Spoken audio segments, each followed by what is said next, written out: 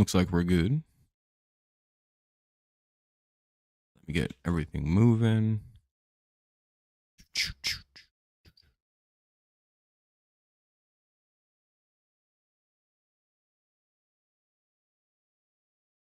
We got Reese Olson going today. Called strike one, and we're underway.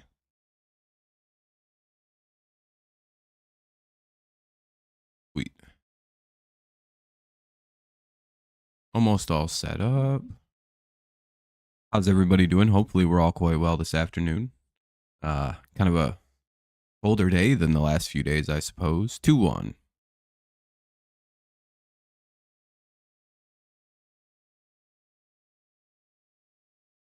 But hopefully we're all good, right?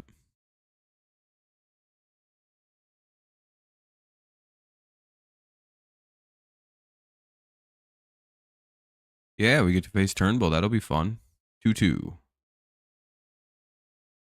15-mile-per-hour wind? Maybe. Could be a good game. Oh, yeah, no one has any idea what's going to happen. But make sure we're dropping some likes to get the stream going. 2-2 on a foul ball. What's up, Seth?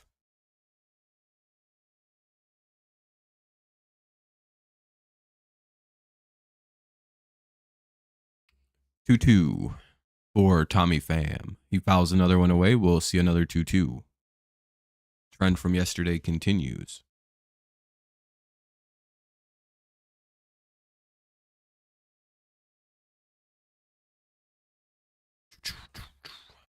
We got a 2-2 count here. A couple foul balls. And they get the out. Sweet. One away. Here's Benintendi. Hopefully everyone's doing well. Leaving some likes, helping the stream out, getting some more people in.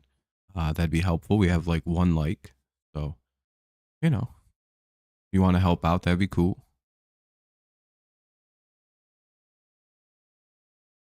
Nice play by Urshela. Over at third.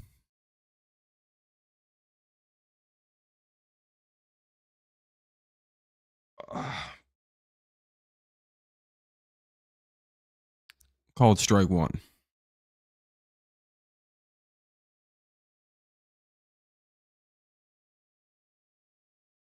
Yeah,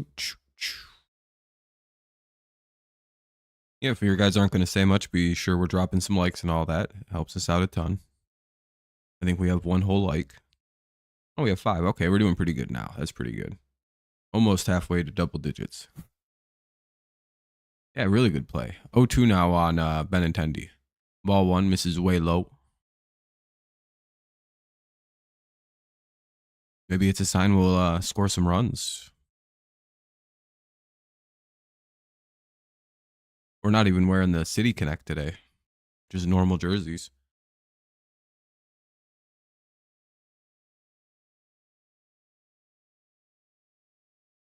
Guess we got to earn those back. 2 away. They got Benintendi on a strikeout.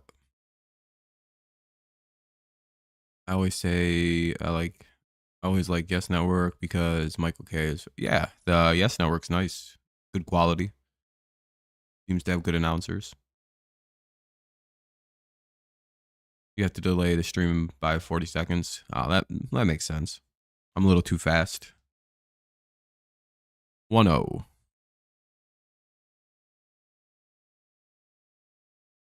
1-1 for Eloy Jimenez. Is he coming back from injury today? We haven't seen him the entire series.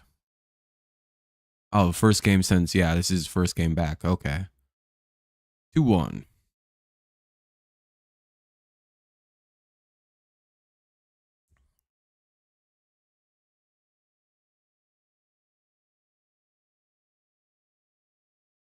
Two.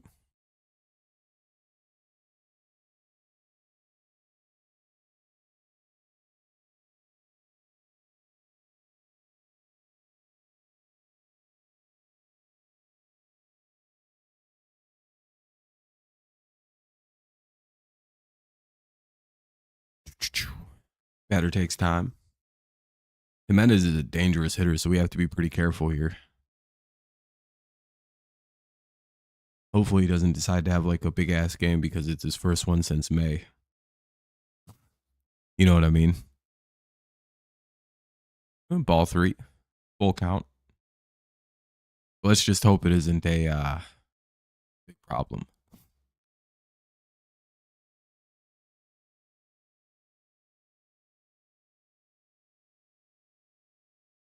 And they struck him out. Nice. Good pitch by Olsen. Way to get out of the first. 1, 2, 3 inning. We'll head to the bottom half of the first. Let me pause this. Vierling, Keith, and Green.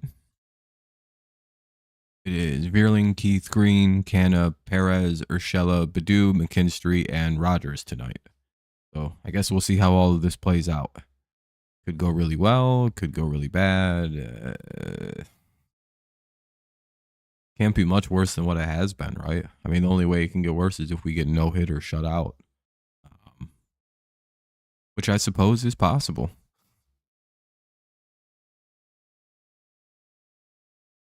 But Vierling, Keith, and Green. Let's just hope we get some runs today. Good hits. Some good runs. You know. By the way, if you're just listening along and not really wanting to chat like most people, be sure to drop a like to help the stream out a little bit, get some people in here, just give it some interaction and all that fun stuff. I'd appreciate you. Thank you. If you have already, thank you too. Commercial break, not much we can do here.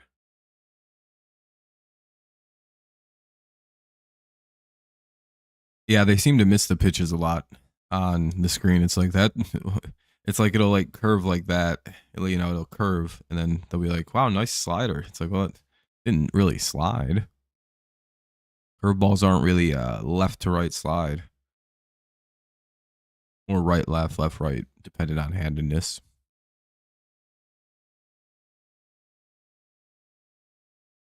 Oh, I don't really follow the WNBA, but hell yeah, Seth.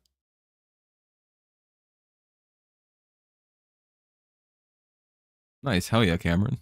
Like, are you getting the jerseys or just like shirt versions? Hell yeah, though. Good pieces to add in. The Nationals flower one is pretty good too. Ball 1 to Vierling.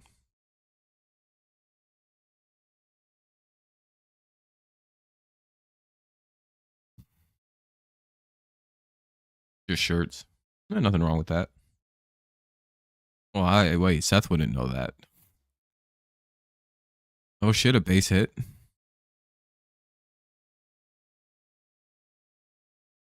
Oh, a triple for Matt Vierling to start the game off. Okay. That's a little bit different.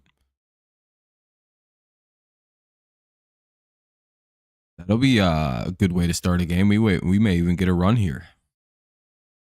Here's Colt Keith with 1 on and nobody out. And the runner's at third, too, so. Hey, you never know. Maybe something big brewing here for us. Ball 1.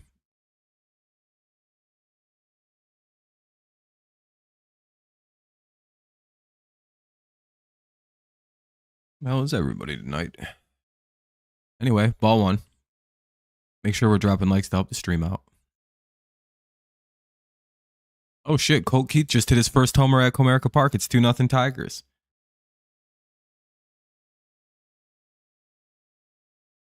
Hell yeah, dude.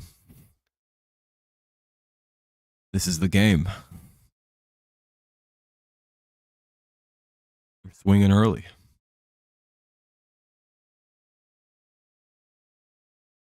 Hell yeah, Colt Keith hits a homer into left field. His first at Comerica Park.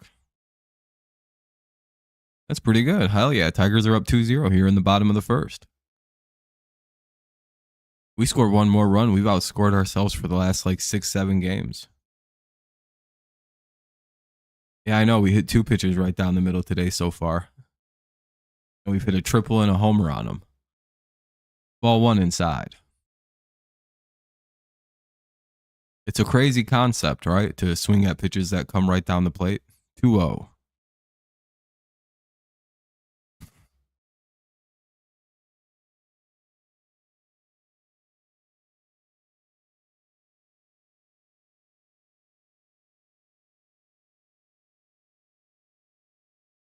That'll be fouled away. It's 2-1. Yeah, that was good today. We're up 2-0 right now. Let's see if we can get some more.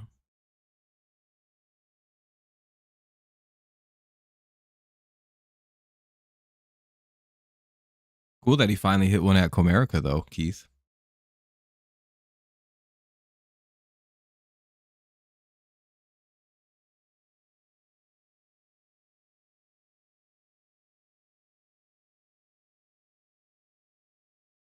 Yeah, exactly. Well, I knew there was going to be a big run day.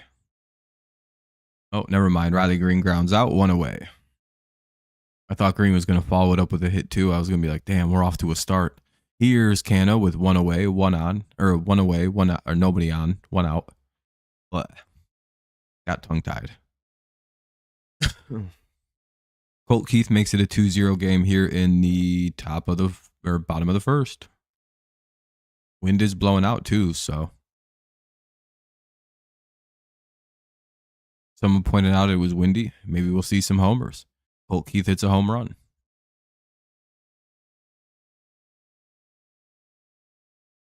Keith has his OPS up over 600 now. 1-1. On a ball way outside. Can't believe it. Keith has a 609 OPS. He's actually not terrible anymore. 2-1.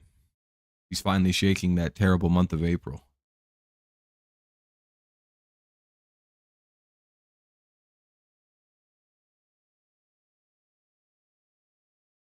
Couple bad pitches. Should get something nice here. And he swings and misses. It's 2-2.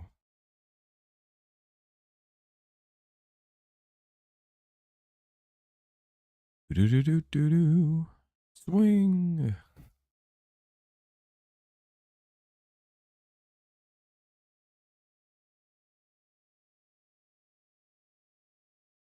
White Sox pitcher is throwing mostly. Yeah, they did that yesterday. They threw a ton of changeups against us.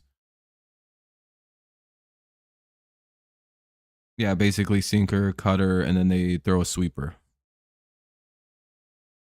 Well, the pitcher against us yesterday literally threw like 60 changeups against us. And it was predominantly effective.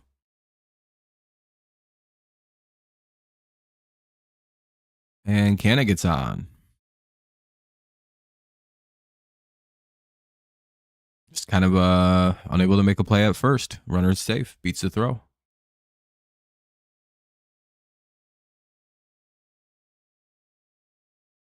Yeah, he has good numbers. Called strike 1. So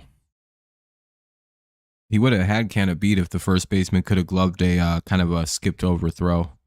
So wait for good job by Canna to beat it out. Here's Perez. Strike 1 though. 0-1. Oh shit. Ground rule double. All right, now we have runners at second and third with 1 away. Here's Gio Urshela. It's at 92 in New York. It's 72 where I'm at. Oh shit, is this the game?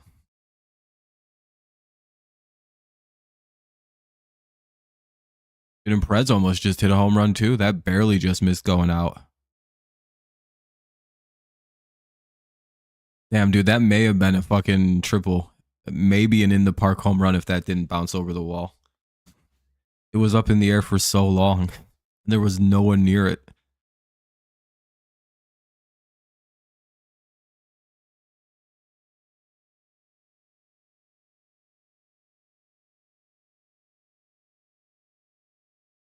Dude, I mean, it takes for a minute for anyone to even appear in the frame on that. Here's Urshela with 2 on and 1 away. Quick little meeting on the mound.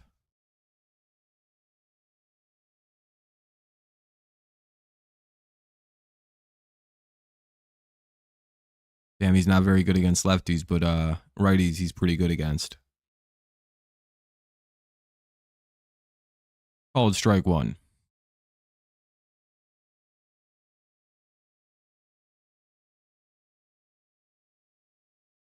All the way, it's 0-2.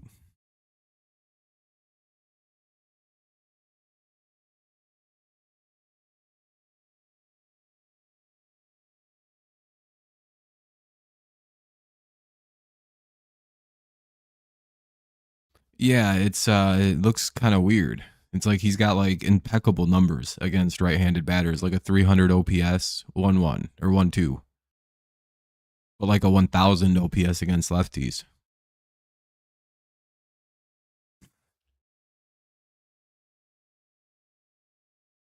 Looks like it just kind of comes up on him. 1-2. Fouled away the next one. It'll remain 1-2.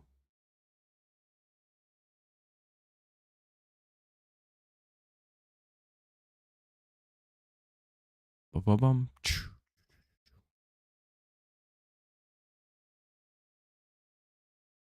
A word of advice: if you ever see someone foul the pitch off themselves, like Urshela did on that second pitch that made it 0-2, you throw the exact same pitch at the exact same location. It's just like a rule of advice when you're pitching. Like this pitch should have been right here again. Same pitch, same spot, same everything.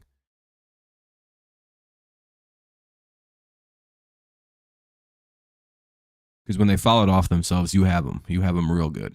And that's in play. Hell yeah, I think Urshela just hit a single. Maybe a sac fly. Either one works.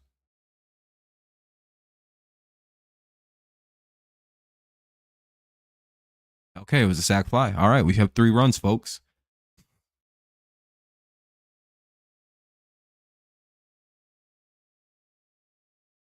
Yeah, pretty much gliding. And I think the problem is he can't locate his sweeper today. He's having a hell of a time trying to locate it. Oh, it wasn't a sac fly. It was a ground out. But the runner scored. Runner got over to third, so very good at bat by Urshela. He gets the runner over to third. There's 2 away now, though. Just beat him.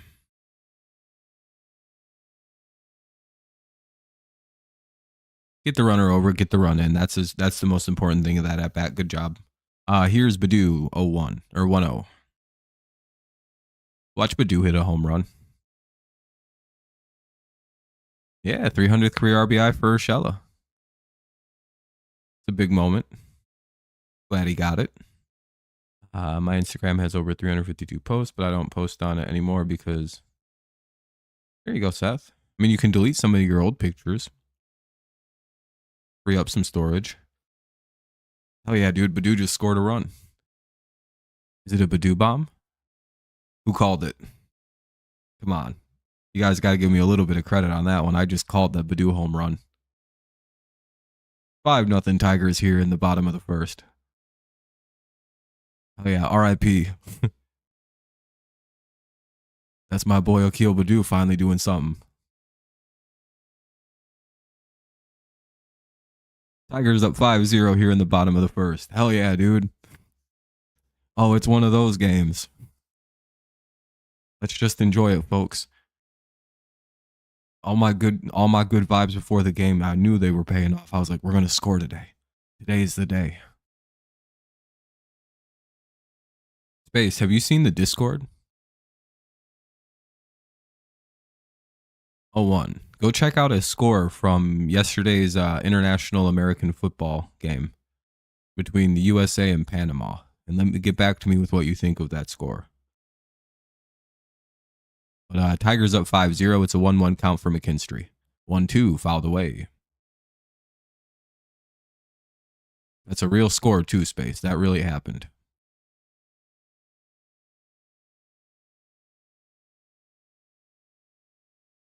Yeah, that's a real football score.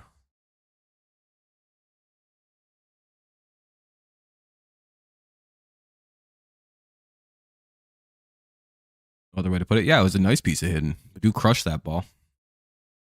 Got right in his wheelhouse and sent it into right field. Exactly where you want to see him put it. Great swing. Great at bat. Fucking well earned, well needed. And McKinstry foul tips and strikes out. Well, if we don't score again, this is the great game we've been waiting for. We've matched our run total for the past 64 innings in 1 inning. Hell yeah, dude. Yep. They're warming somebody up for, I think, maybe next half inning, though. He may already be finished for today.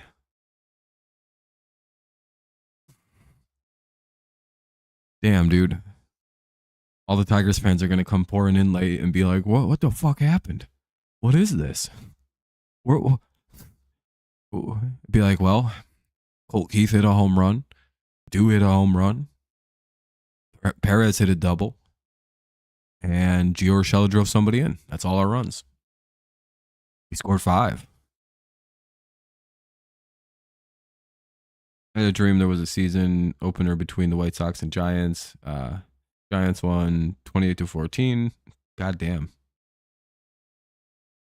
Wait, this is the best game we've had since we scored 13 against the Houston Astros. Hell yeah, dude. All the way back. Anyone thinking division title right now?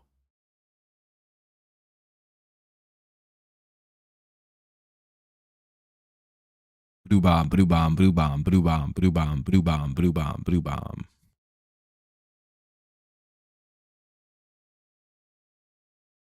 Cole has most wins. Wait, Garrett Cole? Like, wow. He hasn't even pitched this year. And Justin Verlander still active. I'd have to imagine Kershaw or Verlander have the most active wins.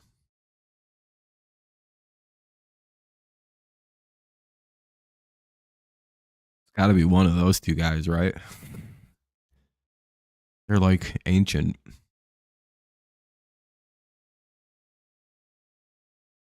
Ball 1.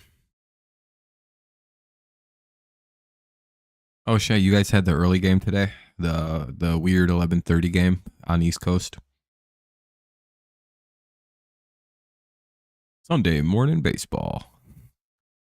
Fouled, he tried to bunt his way on. It's 1-1.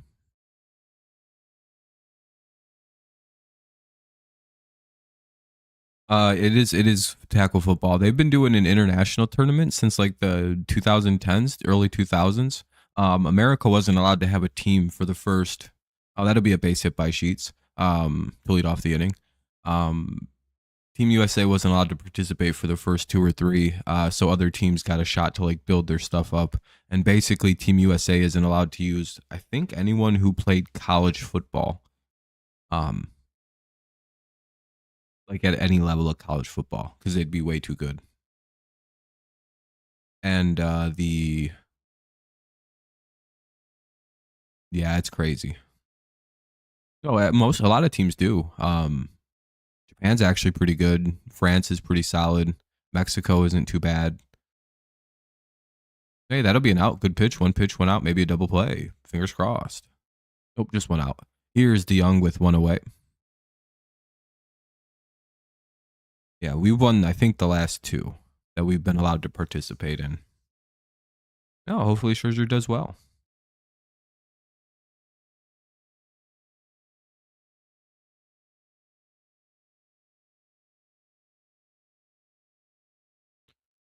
Space, you don't think anything too crazy of the USA scoring 86 runs or 86 points? What a play by Veerling in center field. Holy shit. Did you guys just see that play by Veerling, an over-the-shoulder catch? So high schoolers beat Panama, pretty much gliding. Like people like me and my buddies got together and beat the dog shit out of Panama. At least the rules at first were the United States could not use anyone who played past high school football. And they preferred people who really didn't even play high school football. Like, it seems unfair. They may have changed the rules now that it's been like a decade of this tournament. Now they're like, all right, now you can use anyone who hasn't played professional football in the NFL. They probably don't care about spring league guys.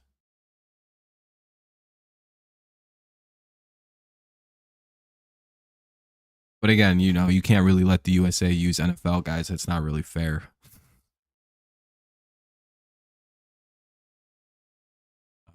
Plus, none of them are participate anyway. So maybe former guys would. Guys who are in like their 40s and stuff and still want to play some football. Double play.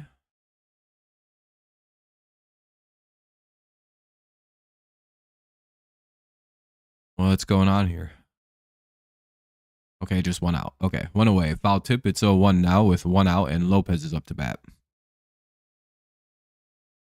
Rob Phillies might beat Diamondbacks.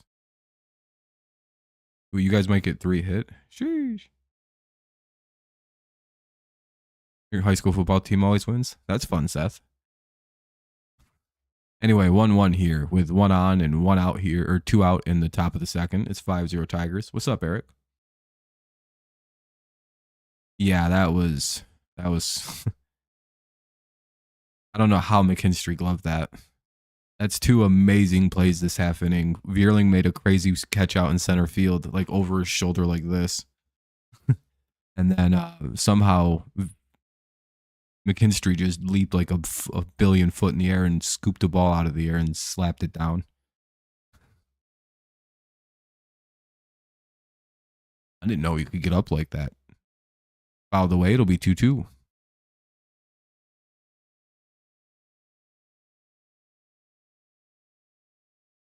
Judging by the look on Urshela's face immediately after, he didn't know that either.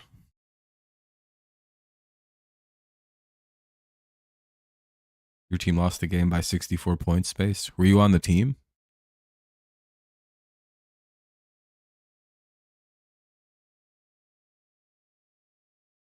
"5-0 Tigers up here in the top of the second. It's a 2-2 score, or a 2-2 count for Lopez. Yeah, Rochester is going really good today for once. Having scored 6 runs in 64 innings, I did not expect us to score 5 in 1. You know? They just explode for all the problems they've had. They just beat the dog shit out of Chicago. They're hitting home runs off position players. They're like, it's nothing personal. Last time we pulled our punches, we sucked for a week. 3-2.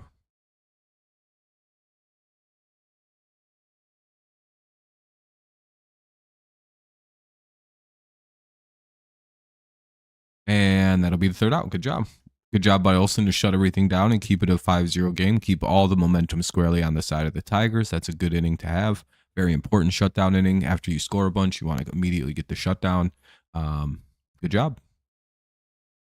It'll be Rogers, Vierling, and Keith. Bottom of the second, 5-0.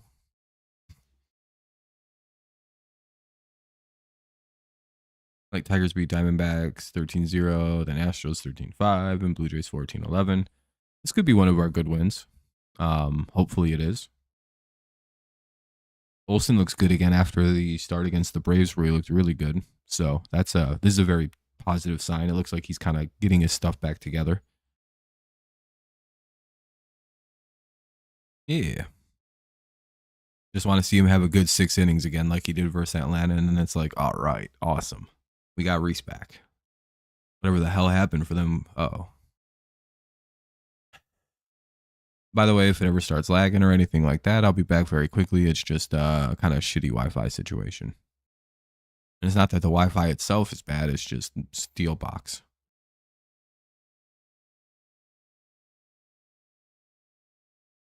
You guys scored a run?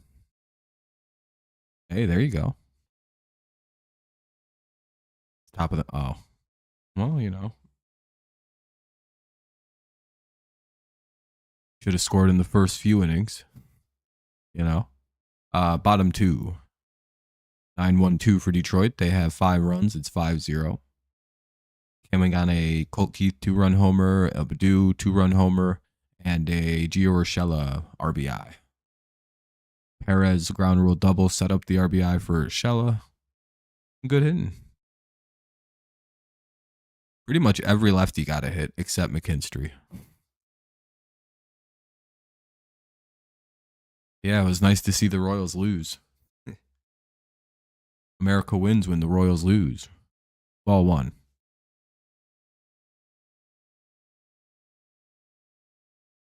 We root for the Rangers in this house when they play the Royals. White Sox pitcher will probably do better with pitch mix, although we'll probably still get a. Hopefully you're right, gliding. Hopefully this is a good game for the Tigers and we get some good hits in. Here's Jake Rogers, 1-1.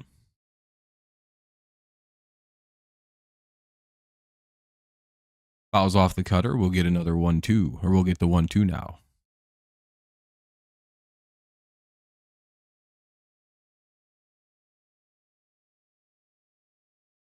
I wonder if the City Connect wouldn't have went with Detroit and just went Motor City on the hats. I wonder if that would have looked any better.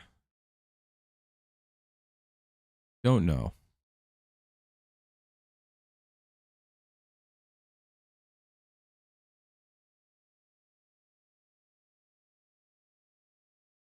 Oh, shit. Rogers with a base hit. We got a runner on to start off the second. Hitting parade continues. Here's Matt Vierling. With one on, nobody out.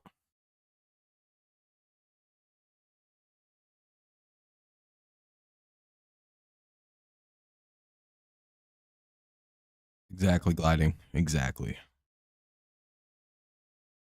Everybody's eating so far. Ball one. There isn't a big ass bummer in the middle of the lineup.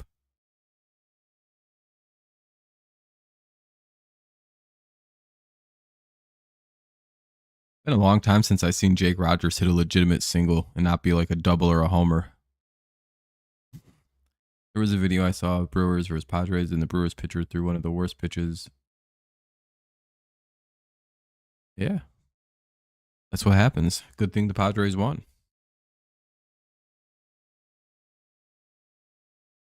We were preying on that. 1-1. Is this a Matty V game? Big homer. He's got a triple already. He's 1 for 1 with a triple. 2-1 on Vierling. Maybe 2 triples today.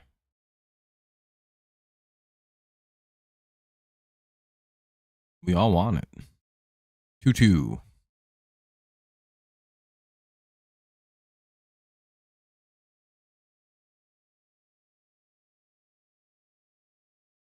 Hey, Space, is Corbin Carroll playing any better for you guys lately?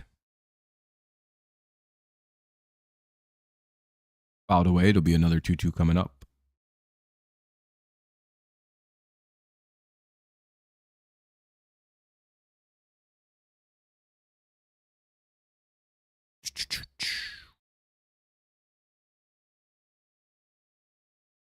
He's been decent. Yeah, I seen that he was improving a little bit from how bad he was at the start of the year, which is nice to see. And I know he was on like a little bit of a tear to start. The month of June has been good, right?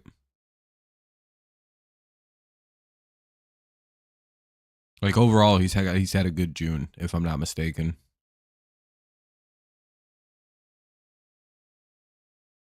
Kind of starting to show himself back up a little bit. It's like, oh, welcome back. Oh shit, we got a hit. Hell yeah, dude. Double, home run, triple. Nope, just a base hit. That'll put another runner on. It's 2 on, nobody out for Colt Keith. May see a pitching change coming with a bunch of lefties due up. And Mark Canna. Here's Colt Keith. He has a 2-run homer in today's game. Hell yeah, it is, Space. We may see another home run from Colt Keith right here. Oh yeah, everything's getting through today. Ball 1 to Keith.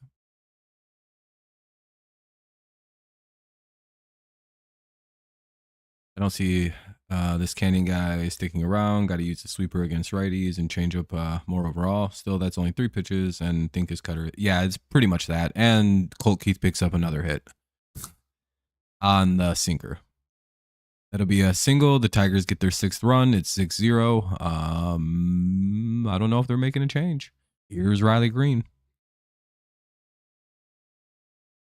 Yeah, I can't believe it. The very first instance of a game ending on a walk-off pitch clock violation, which is crazy.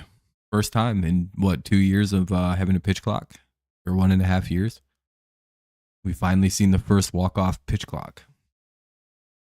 Yeah, gliding. He's got to be done. I think there's a mound visit happening. Yeah, he's done. All right, we pushed him after we got him after an inning. Into the bullpen we go.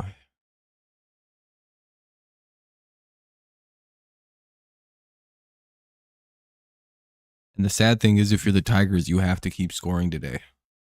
You can't really pull your punches. This is going to be all game long, hopefully. Look at that, hitting the ball the other way. See the pitch, hit the pitch the other way, go with the pitch. Nice piece of perfect hitting by Keith. That's how you hit the ball. Nice. Speaking of Rockies, when they played the Dodgers a few days ago, and Rockies had a 9-4 lead. The Dodgers won.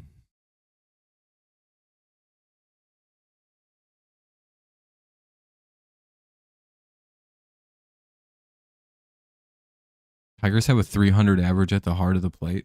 That's bullshit. Actually, you know what? The funny thing about them in the middle of the plate is, what's up, Lions fan? Jake Schuster's coming into pitch. All the games where they do score, they just start hitting the ball when it's thrown down the middle of the plate. I just came back and Jake Cave was livid at the ump. Oh, shit. Yeah, I would imagine Cave was pissed. I mean, not sticking around at the MLB level. Maybe a fringe bullpen guy like Wentz or something, though. Oh, you mean his career may be finished. He may have to go to the bullpen. You're right. He looks more like a reliever than a starter. Dodgers hit a grand slam and a 3-run homer in the top of the 9th to score 7 and win 11-9. That's brutal. Yeah, losing to the pitch clock is crazy. It's just like, throw the pitch, step off, and call timeout.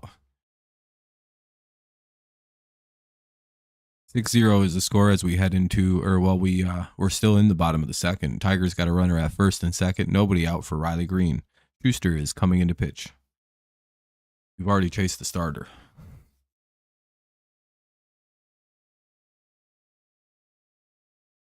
It's our weekly scheduled score a bunch of runs game. And we won't score any more runs for the rest of the week. Bases were loaded on a 3-2 count. Oh, shit. So he couldn't even just ask for a ball and just take a pitch. Oh, fuck. Hold on. Cool. He had to kind of... Oh, cool. It's fucking up. Great internet.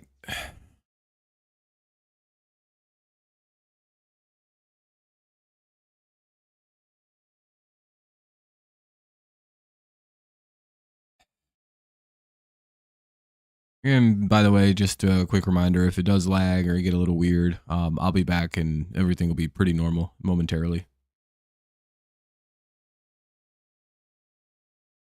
Relegated? No, they want to be moved. They want to be relocated as a franchise. 1-1 for Riley Green.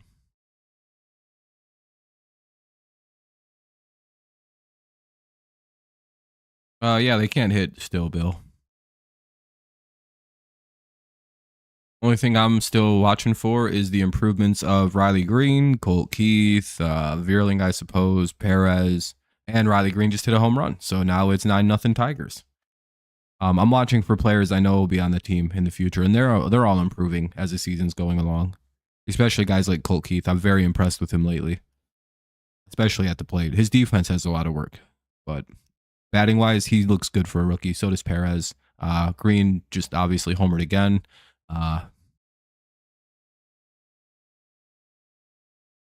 Green homers off a lefty too. Hell yeah. Here's Mark Canha with a 9-0 lead. I think every hit was on a fastball, pretty much. I think, yeah, the sinker, they were crushing that sinker. Yeah, you think we would be doing that, Cameron? You think that'd be a good idea? Nope, Tigers score all their runs in one game for the week. Hell yeah, dude, we're up 9-0 though. We're not going to complain about it. Here's Perez. Canha gets a hit.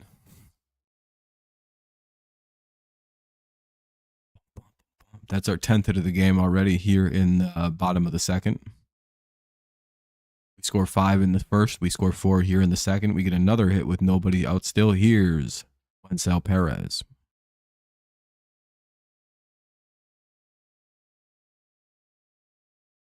Chicago's going to ask to quit this game. They're going to be like, we don't want to fucking play anymore. What's up, Caesar? By the way, if you haven't dropped a like on the stream yet, consider doing so. Help the stream out, get some more people in here. Just show some support. Help us get to 20 likes. That'd be cool.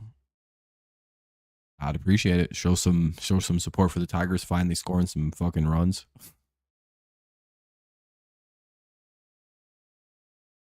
Might as well.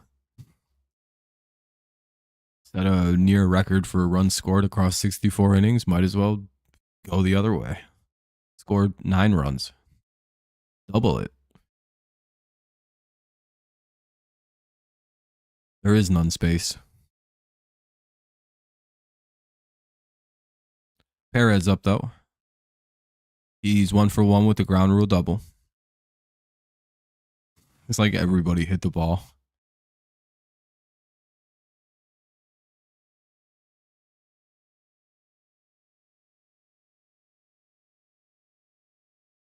Damn, dude, it seems like everybody got a hit now.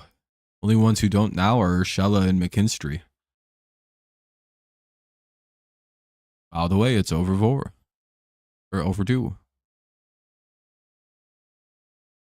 First time a starter has allowed 8+ runs and recorded 3 outs or fewer. Damn. Since like 2006 for the White Sox.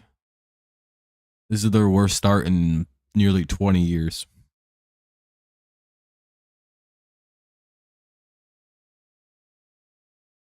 No, that's the Tigers that blew somebody out. This is the biggest win this is the biggest start to a game in 20 years for the Tigers then.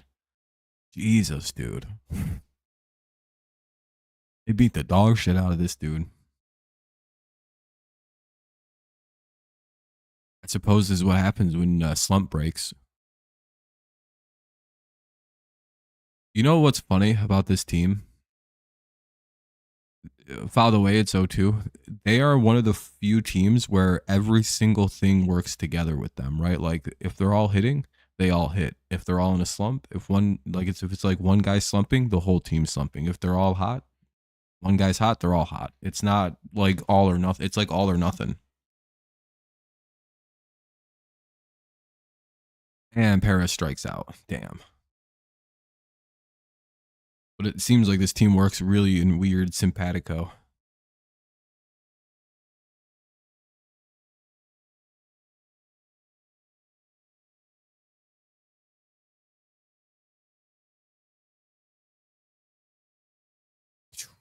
We almost got out on that pop fly just before the strikeout. Ball 1 here to Urshela.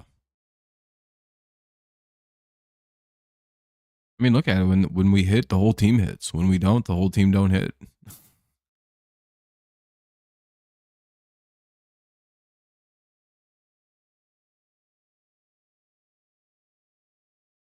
Oh, the out. Yeah, they got one there. Strike 1, 2, or 1-1.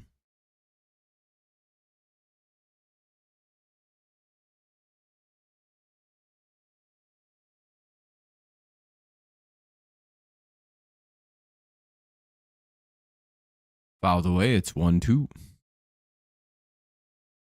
Yeah, it's nice. 9 runs here in the bottom of the second. Still only 1 out. We're up 9-0. 5 in the first, 4 in the second. Yeah, today and yesterday are the great examples of this team hits all together or not at all.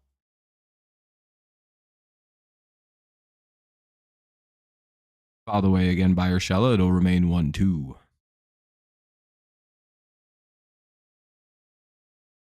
Reese Olson's like, what the fuck do I do with 9 runs?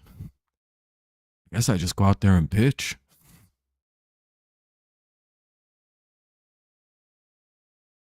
Poor Reese, dude. He's probably just like, fuck, dude. What the fuck? Yeah, I mean, you know what's even crazier is Reese Olson's pitching.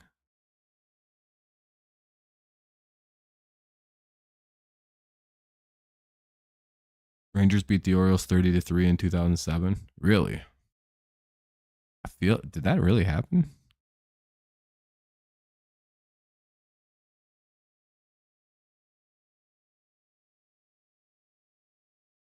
Two for Urshela.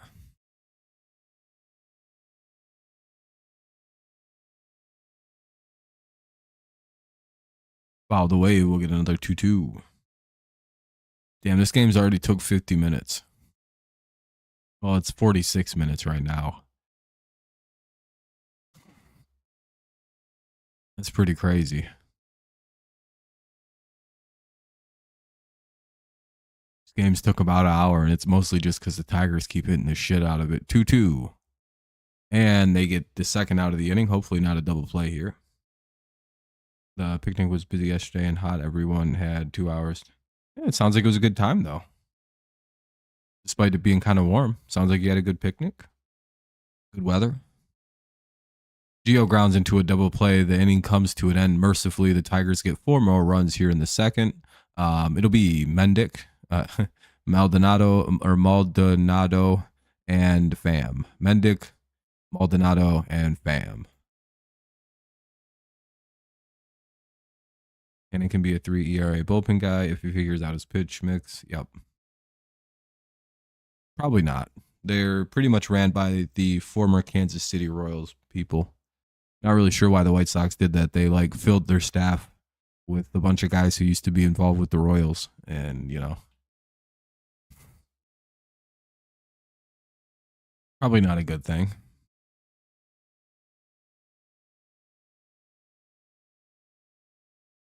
So, there's real no hope for that guy. Was 105. That's pretty hot.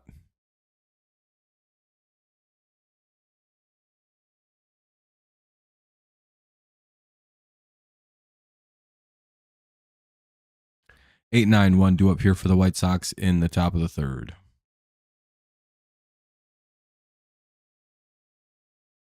Team USA scoring 86 points is crazier. They ain't even got good players like that. Hey, we're up at 19 likes, 1 like away from the like goal. If you haven't dropped a like, consider doing so. Help the stream out, get some people in here. Again, it's not my fault that the game isn't on right now. It really isn't. Here we go. Looks like Olsen back to work against Mendick. Face is probably giggling at the name. Face is like, wait, what's his name? Yeah, I don't know. Tigers went crazy for the first 2 innings and just started hitting the shit out of everything thrown at them.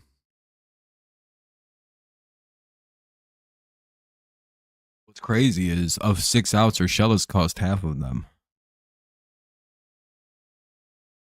Let you be the coach. Might help. 0-2. 1-2 now. Tried to get him to chase. He didn't really care to.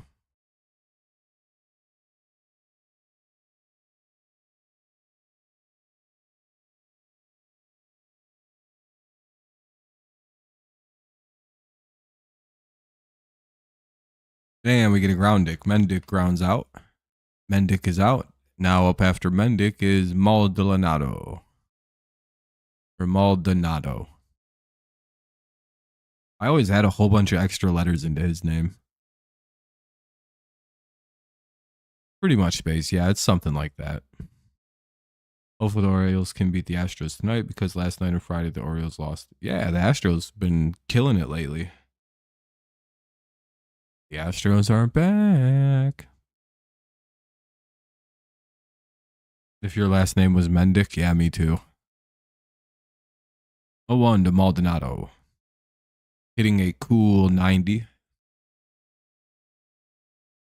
It's a good thing he's a great catcher.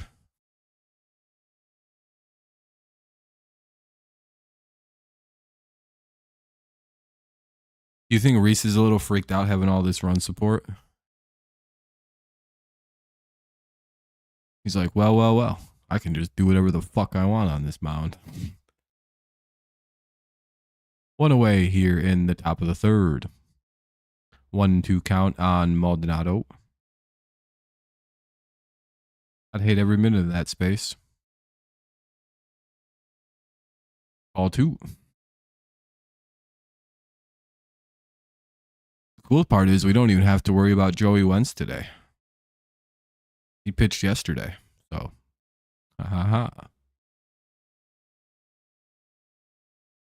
Another ball. Come on now. Apparently there was a lot of fun in that game. Like it was a huge the Astros had a 9-run inning, then the Orioles had like a 7-run inning and almost came back, and or like a 9-run inning almost even. In like the 8th inning, like it was one of them kind of like oh. That sounds like it would have been pretty cool. Both teams had a huge inning, so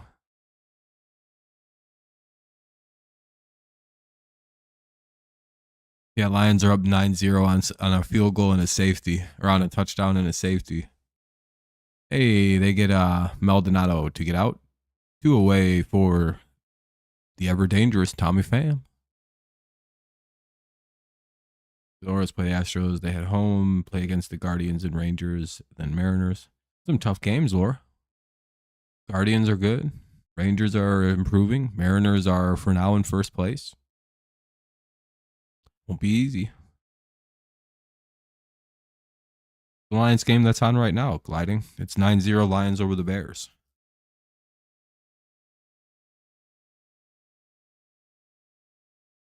Here in the late in the first quarter.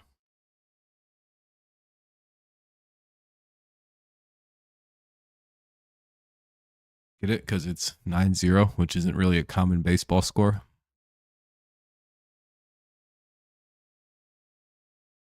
Anyway, bottom of the third, Purdue, McKinstry, Rogers. Purdue, McKinstry, Rogers, bottom third, 9-0 Tigers. You want to know something fun? Tigers have 10 hits. The White Sox have 1. We have 9 runs. So, like, the amount of hits between us is the total runs we have. So, I don't know. I find that pretty cool.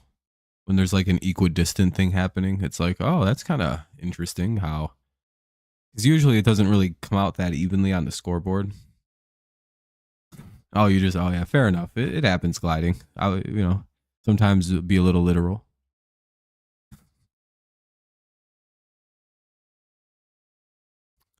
But it's Purdue, McKinstry, Rogers here in the bottom of the third due up.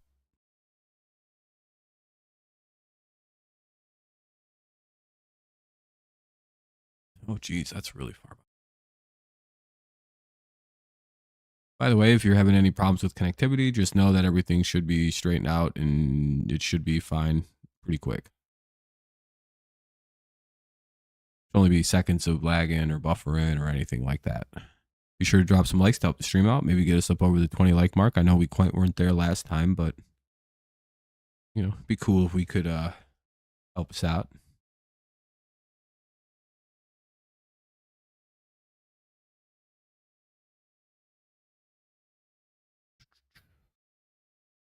No, preseason's not till like a good chunk. Oh, we have 26 likes. I appreciate that.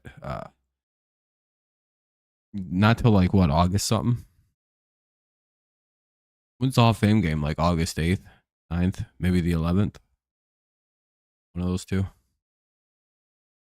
0-1 on Badoo, called strike. I don't think Badu is going to hit the ball here because there's a lefty on the mound. Swinging strike 2.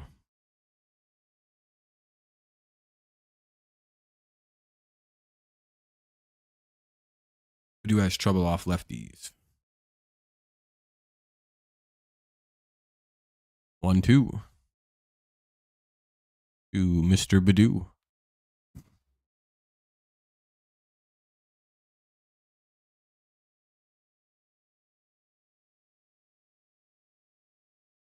And Badu gets out, 1 away to start off the 3rd.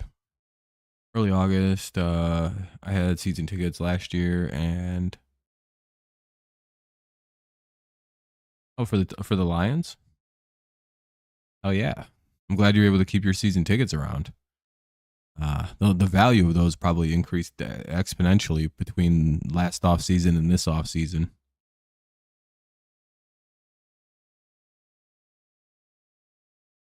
Maybe, I don't know, Space. I only know their most recent one was against Cleveland. Is he safe? No, he's out. They beat him by a step. Ball 1 here to McKinstry.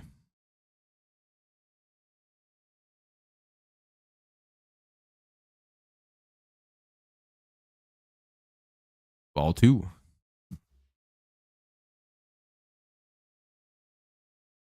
9-0 here. Tigers lead in the bottom of the 3rd. And McKinstry gets out, 2 away. Here's Jake Rogers with 2 down. Oh.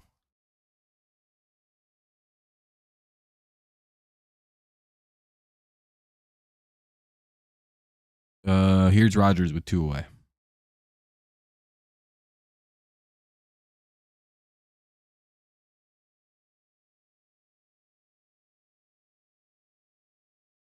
Rogers could have a good advantage here against the lefty, unless they're pulling the pitcher. Nope, they're not going to. I was going to say, that'd be kind of weird if they did.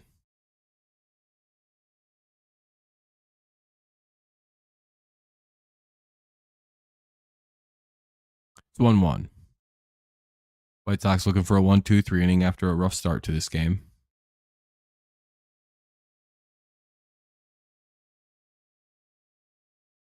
Excuse me. 2-1.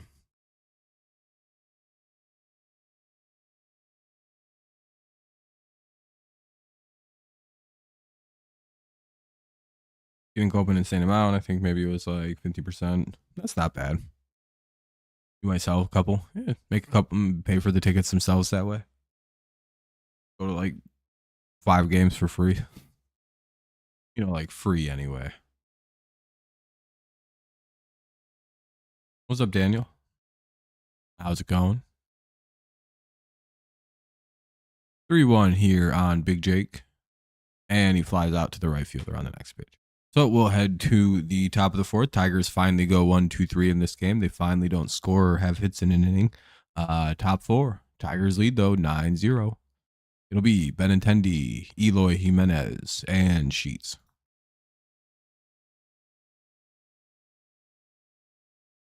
Good welcome back game for Eloy Jimenez. You have to feed your sister. Your sister's baby. Well, you know, sometimes you gotta, step in for your sister and nurse the little motherfucker to health. I don't know, shit. I didn't know you produce milk like that. No, I'm just playing around. I'm just fucking with you. Just playing with you, Laura. Sure, you're just feeding her a bottle or something.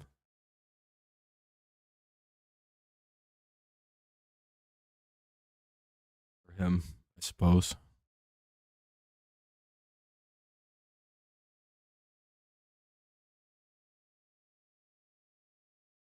Anyway, Benintendi, Jimenez, and Sheets. You got to feel like kind of a putz if you're Sheets in that lineup with names like Bam. That's a pretty cool last name. Benintendi's unique. Jimenez is cool.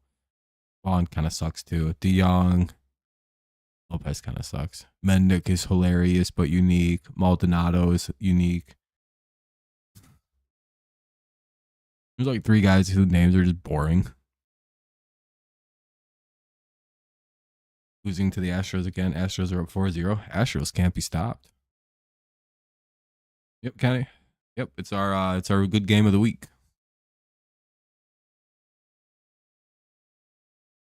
No, I don't watch college basketball. I don't watch college sports.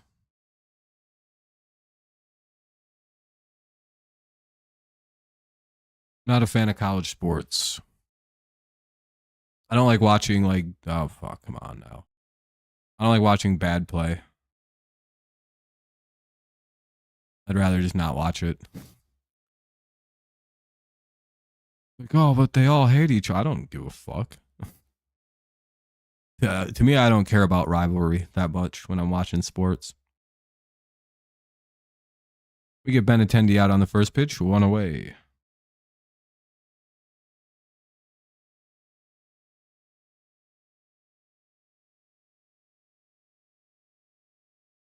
Yeah, I don't care about how bad they play basketball in college basketball. There's like 3 good players. People fucking can barely shoot against like dog shit defense. It's like I'm good on watching this. Ball 1. Like college football, it's like dudes are just wide open for some reason. It's just like, well, this is stupid. All the good players are on 2 teams. Every other team is just awful to watch. It's like, yeah, it's an inferior product played by amateur athletes. So I'm good. I don't watch non-professional sports. Number 1, they just started letting these kids get paid. It's still fucked up. I grew up in an era where college kids didn't get paid and they were forced to be like they had to do it to go pro. So like I don't know. Fuck the NCAA.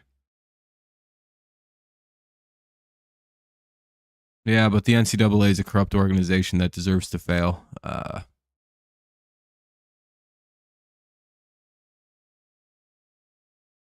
can't get over that either. Oh yeah, we got Jimenez to ground out. That's twice today we got him. So I have other problems other than just like the quality of play. It's also I ethically disagree with like the organization itself. So I just don't watch its products.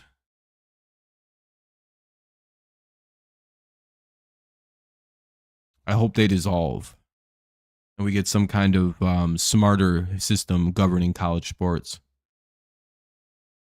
that don't treat it like a fucking amateurism when it's when it's professional, really. But it's just not as good.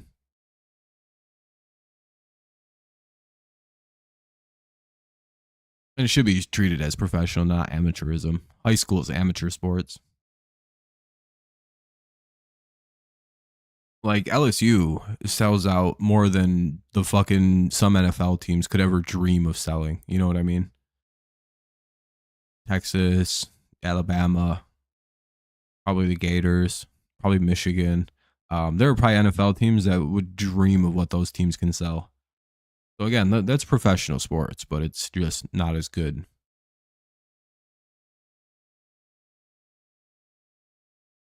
2-2. And again, I know I'm in a minority opinion here on college sports. Everyone else loves them. I just can't deal with it. I have strong ethical problems with it from when I was a kid, and then now I'm like, yeah, they let them get paid, which takes away a ton of the problems I have. But like, they fucked over so many people over these, like buying people hamburgers and shit. It's like, this is what a stupid bullshit thing. I'm pretty sure coaches still can't buy their kids food. I'm pretty sure that's what Jim Harbaugh got in trouble for, was he was buying fucking players food after games, and he had to suspend himself for a game over that. It's like, oh wow, that's cool. What a great organization. You can't even feed a hungry kid after a sports game. Cool. Veerling, Keith, and Green do up. Nice inning by the Tigers. Another 1-2-3. We head to the bottom of the 4th. Tigers up by 9. So. And the NCAA has been fighting everything at every step of the way. They didn't want these guys to get NIL. They don't want them to pay these guys. They don't want to classify them as like employees, as anything more than just amateur athletes. The whole thing, you know. They're fighting every step of the way to not have to ever pay these kids. They're trying to appeal like all the NIL stuff.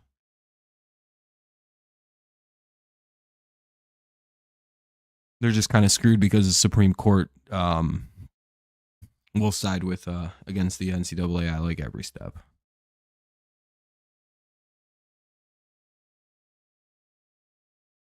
Won't be long until we figure out that the NCAA has to, by court order, pay student athletes that play football. And probably basketball, baseball. Not just like through NIL deals, but like through like the schools themselves. Which is probably correct.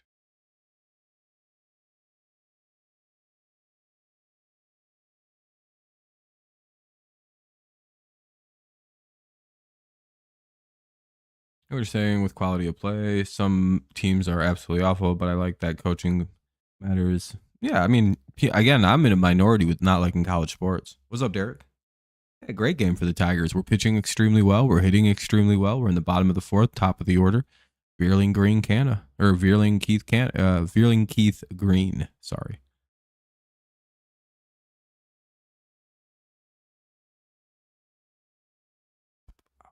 But yeah, no, I get it. I just I'm a snob. Like the thing that annoys me the most about the Tigers is when they play bad defense. Because it's embarrassing and looks stupid. It's like, dude, you're a professional. Fucking make the play. 1-1. Like I can live with bad offense but more than I could ever live with bad defense, you know? Because I think it just looks sloppy and like it's like, dude, I can see a high school game where they may commit one error and you got two. Come on. 2-1.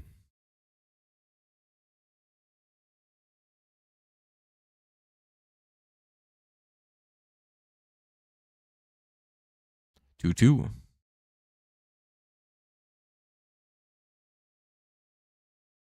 On Matt Veerling. Would be nice to see another hit, but he's 2 for 2 already, having a good game. Ball 3.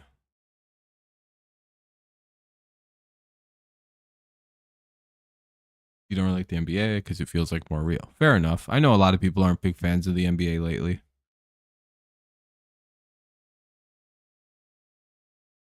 The thing is, when people say they want more defense in sports, but whenever a game is defensive or low scoring, 99.999% of people bitch that the game sucked. You know what I mean? It's like that Rams Patriots Super Bowl was actually a very good Super Bowl if you give a shit about defensive like sports. That's how I gauge people. I'm like, well, what do you think about the Patriots Rams Super Bowl where it was 13-3? Oh, it was the worst Super Bowl I've seen in my life. Like, okay, you don't actually want defense in sports. You just, for some reason, I'm not sure what you want out of basketball or football. You don't want defense because when it happens, everybody bitches. Like if an NBA game was like 70 to fucking 80 or 85 to 81 as a final, nobody would be happy with that. You think people are like, that was a great defense? People are like, that game fucking sucked. Where was all the points? Nobody could score. It wouldn't be the praisal of defense. It would be shitting on the offense that everybody would be doing. You know what I mean?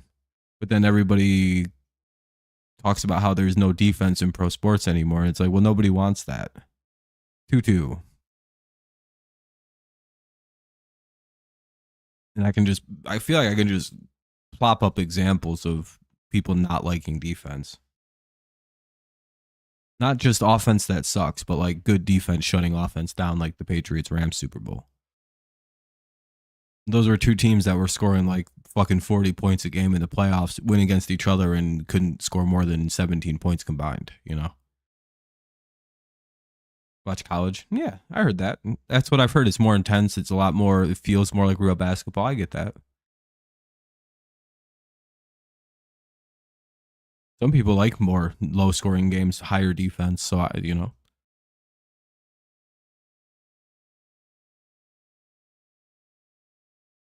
There are so few NBA players that come out of college that teams put everything on the line because the game is Yeah. I mean, I don't know too much about basketball, so I'll take your word for it. 3-2.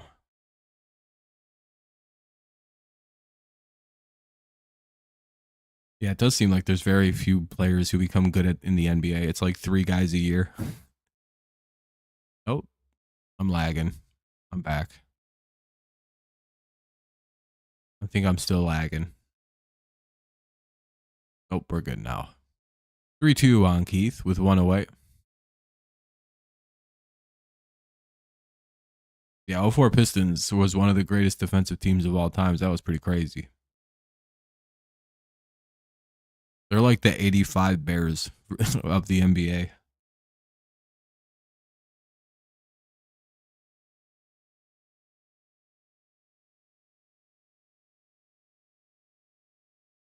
The 2000s Ravens. Maybe they were more like the 2000s Ravens.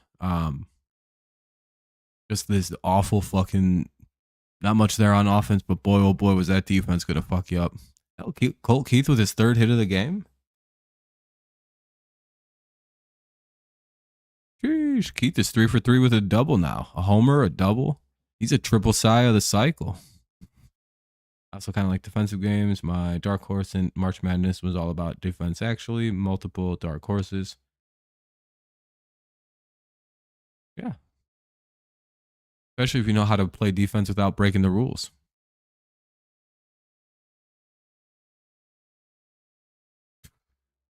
Man, the White Sox are in bad shape lately. That should have been caught, but the shortstop just misplayed it. What's up with Paul DeYoung? He's usually way better at baseball than this. Is he trying to get traded? Or just like outright released?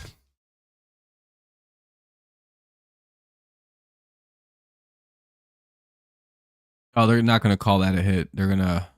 What are they ruling that? A single?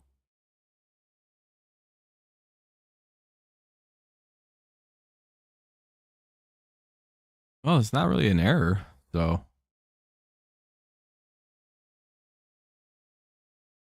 1-2.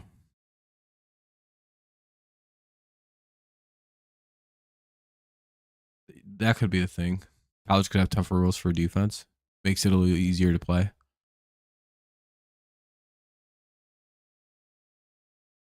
1-2. 2-2. Runner at second, 1 away for Riley Green. He's already got a homer in this game. 3-run shot.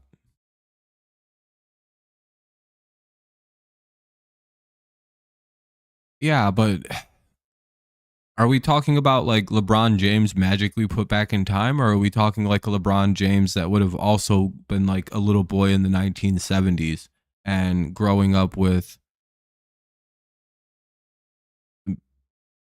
like he comes in like he's also like the same age as that, like, you know what I mean, like he grew up with the same rules as and like the same youth leagues that those guys would have played through and high school rules, and you know what I mean, like you have to kind of consider like players are a product of the game that they were nursed through, and the game it became softer at the lower levels way sooner than it does at the top level. So it's kind of one of these things where it's like if LeBron goes through like the 70s learning how to play, he's just as tough as all those guys too. But he's also 6'10", 270 pounds. You see where the problem for some of those guys back then is? How the fuck are they gonna deal with him? But also he's got like the same edges like Bill Laimbeer. You see where that becomes a big fucking problem? People often like think about like, well, he would be like the LeBron today. No, he wouldn't. He'd be like a LeBron James who learned how to play basketball in the 1970s, not the 1990s, 2000s. You know what I mean? So LeBron would have been a machine, like a monster, like an absolute menace to society, being that big and with that kind of an edge. Basically, Magic Johnson without the AIDS, I'm guessing. But even better because Bron's probably a better skilled basketball player than Magic. 2-0.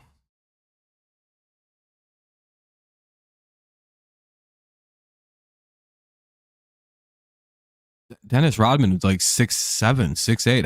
How much bigger guys were in the NBA than? How much bigger guys than there were than Rodman in the NBA? Isn't he like 6'7"?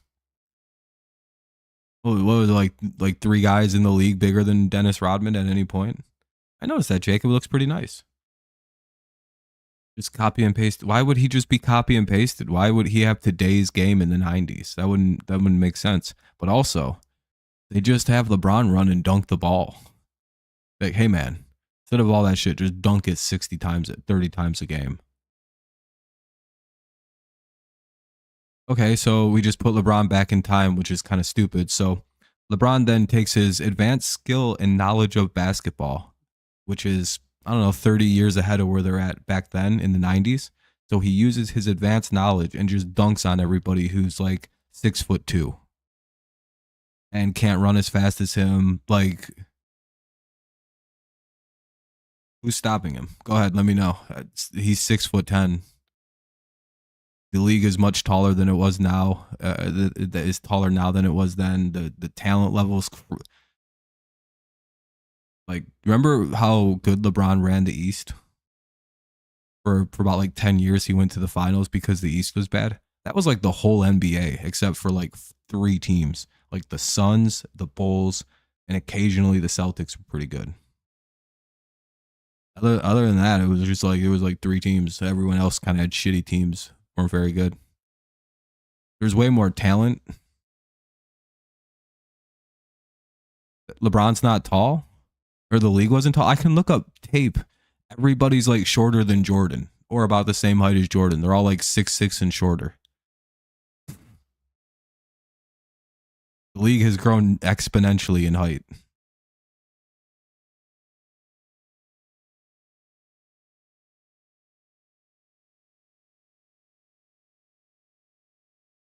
Name one superstar who's won anything ever in the NBA alone. I'll wait.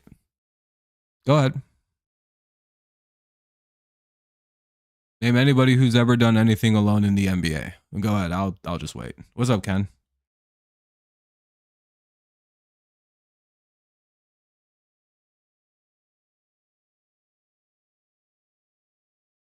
Has anyone without a good team around him? You want to know what's funny? The only consistent thing about LeBron's 4 titles is LeBron James. There isn't a, like, I guess Dwayne Wade kind of, because he won 2 with Dwayne.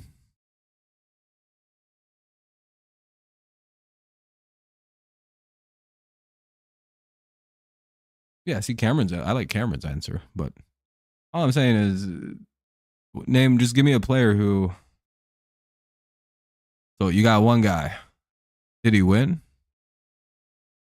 Yeah, LeBron made it to the finals too with dog shit teams. Did you see that first run of Cavs teams, except for when Shaq was there?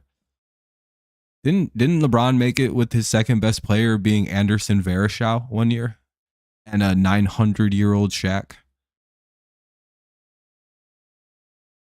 Like, this was like after the Celtic Shaq. Hey, Tigers got the bases loaded. Jokic, there's no one else good on the Nuggets. Jamal Murray isn't good at basketball.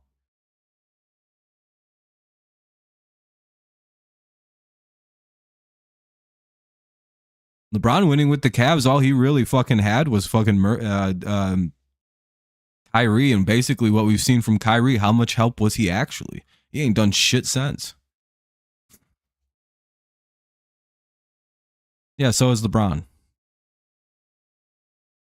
Pretty sure LeBron has like 3 or 4 NBA finals too. Yeah, and they also had, dude, like the Bucks have a good team.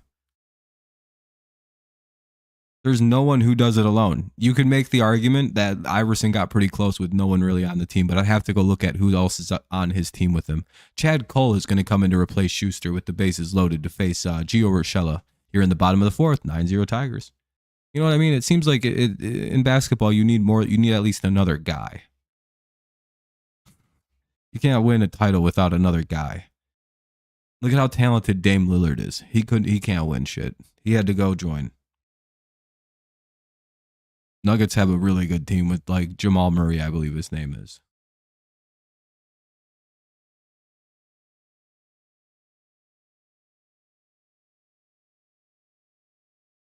That was nice. Schuster came in and just ate a ton of pitches, but if they get a big out, he didn't really make it any worse.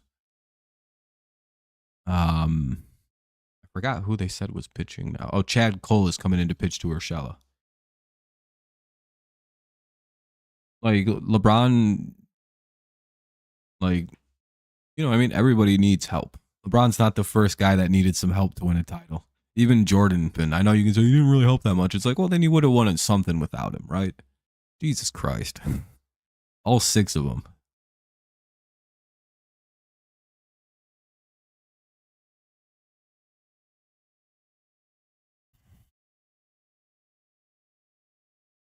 Here we go. It's back good now.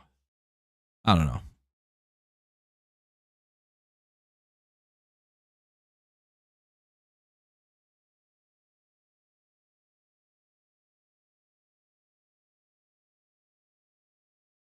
He gave up that home run with 2 on, but that technically, yeah, I was gonna say it's just 1 earned, and kind of a freak incident with a righty or a lefty hitting him deep. Usually that probably doesn't happen to him. Riley Green just is finally figuring out how to hit left-handed pitching. I'm not the best person to talk about basketball, by the way.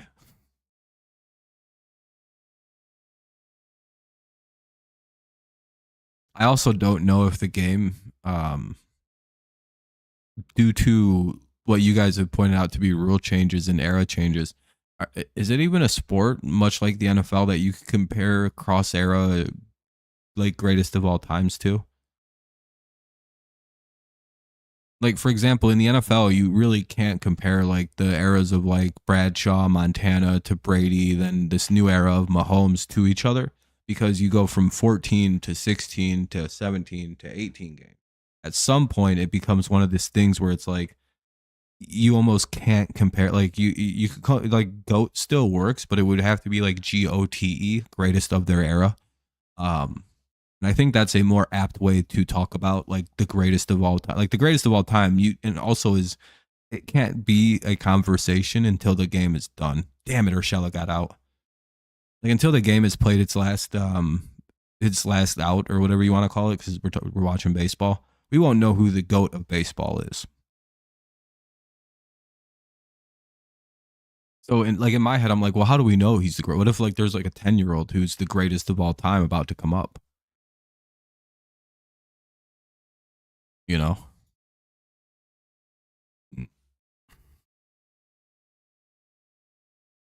Yeah, it's a very tough thing to try to gauge. Like LeBron's the greatest of his era. Jordan is the greatest of his era, but is it possible to compare the two? Number one, they play different positions. That makes it very difficult. They played the game differently. One was a shooting guard, the other plays point and forward. Well, that sucks, Eric.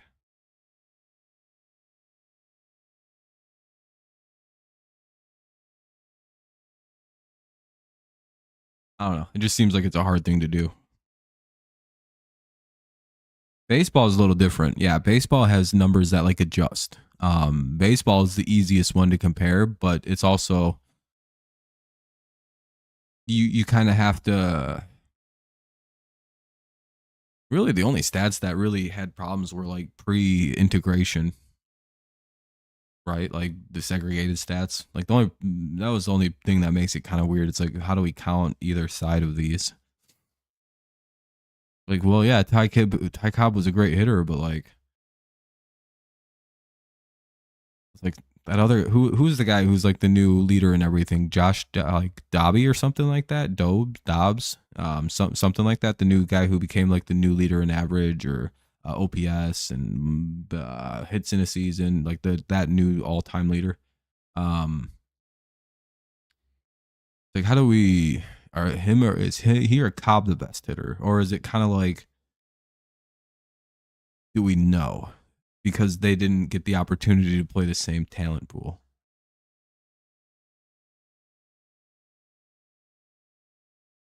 You know what I mean? Because ah, that's the only thing that complicates like figuring out baseball stuff is the league wasn't integrated. and there was a separate professional league. So it's like, damn it. Ball 1. 1-1.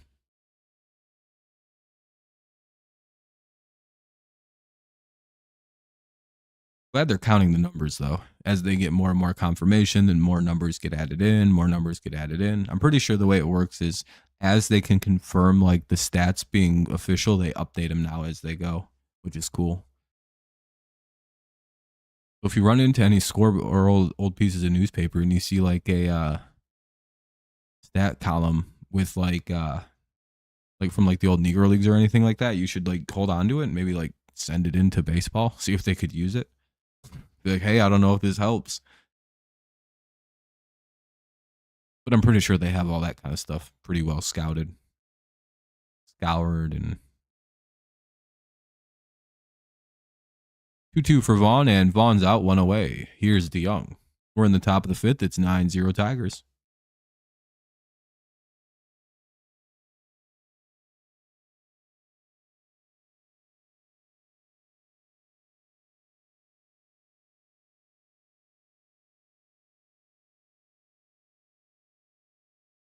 Like at the time, Terry Bradshaw, if we look at his numbers now, they look very pedestrian. But if you look at like, if you were like back then, he was putting up crazy numbers. You're like, dude, look how good he is at throwing the ball. Holy fuck.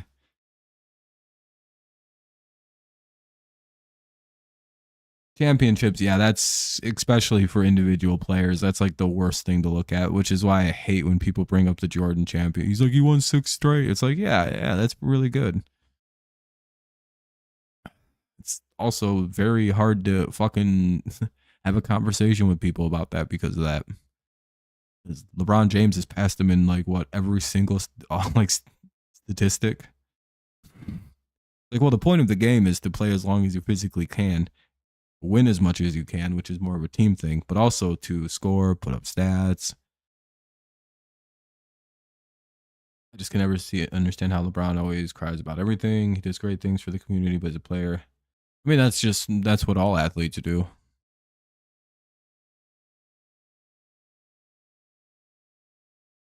Kobe whined to the refs a lot. I mean, that just seems like it's part of basketball. And if you don't like a player, you view him as a crybaby.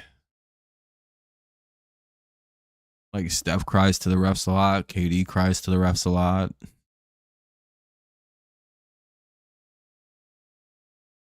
Hell, they do it in football all the time too. Quarterbacks are big fucking babies. You ever play basketball against somebody in a gym? How many times people yell the word foul if you fucking hit the ball and play defense on them? Foul. 2 away though. Here's Lopez.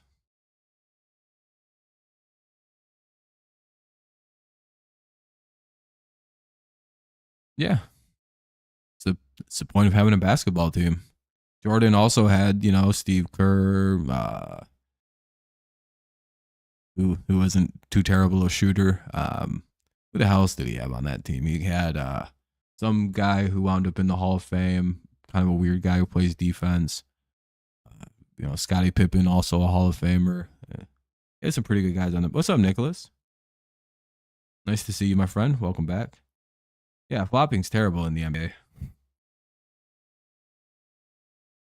I seen young LeBron in person once, and I was like, holy shit, dude. Fuck. Lopez gets on. He gets a base hit. He's been hitting the shit out of it this whole series. But to be fair, Nicky Lopez always hits our pitching. I'm not sure what it is. Here's Mendick with 2 on, or with 2 out and 1 on. I thought it was raining again outside. I was like, what the fuck? Pistons, yeah. Hopefully they hire a good coach.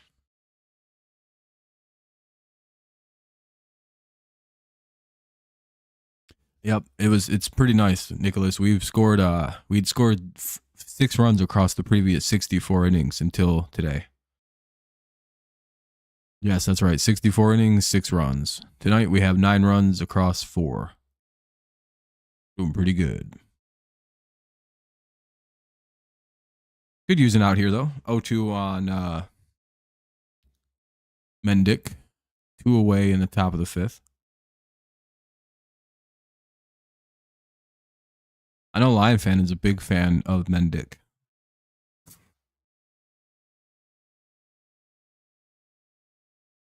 Jordan fans are obsessed with his Mendick. Or with this guy Mendick, I misspoke.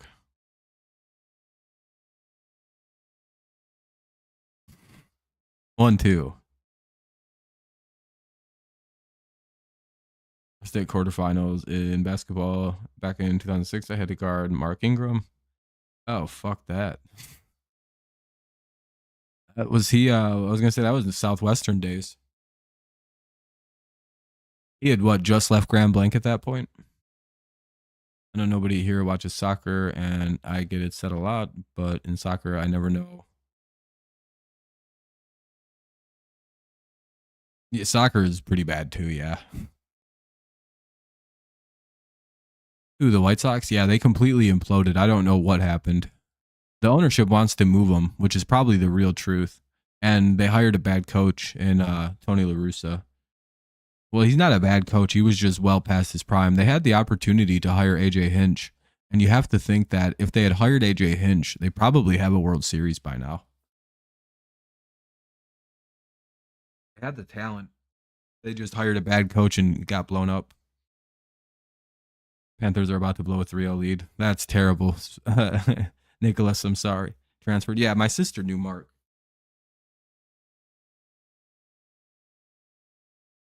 My family lives in Grand Blanc. What's up, Jacob? I went to those schools for a little while. Then I got out of there. I didn't like them schools. I finished out in a different place. Good schools. I just hated being there.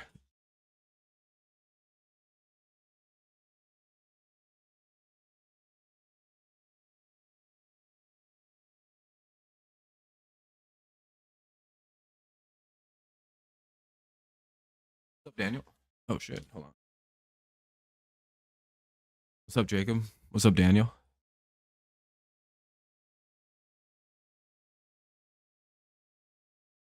Charlotte or Nashville? I'm thinking Nashville.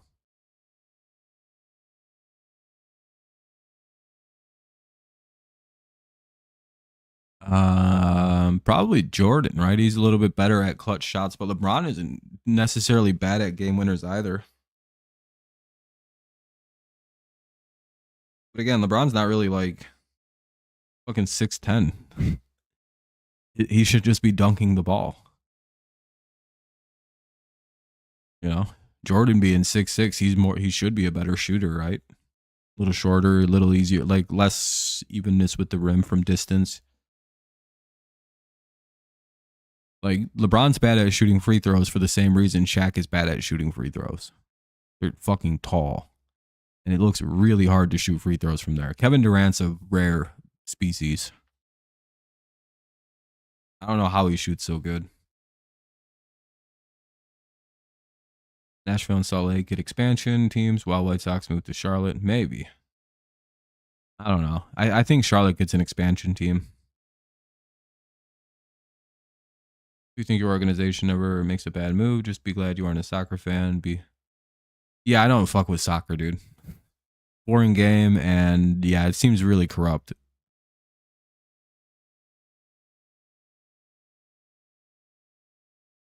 And now all the good players are just being bought out by like Middle Eastern countries, so that sucks.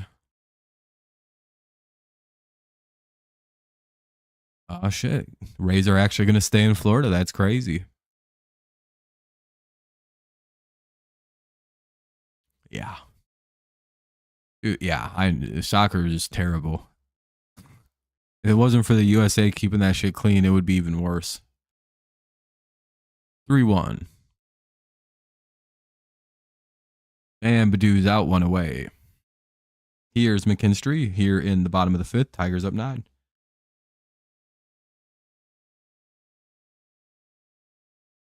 I don't like any. The sport's just boring to me. Football, basketball, and baseball are my favorite. Hockey, I really care about, and soccer. So yeah, basically, I don't really care about basketball.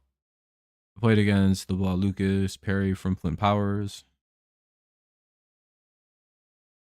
And Tom Herzog getting dunked on by these guys. Yeah, I would imagine that wasn't very fun.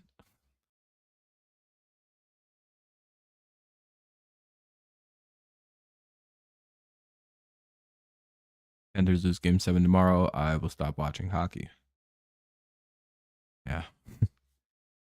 You're gonna have to, dude. That's an epic collapse. The worst in the modern era of oh shit, it's Carlos Guillen. One of my all-time favorite Tigers.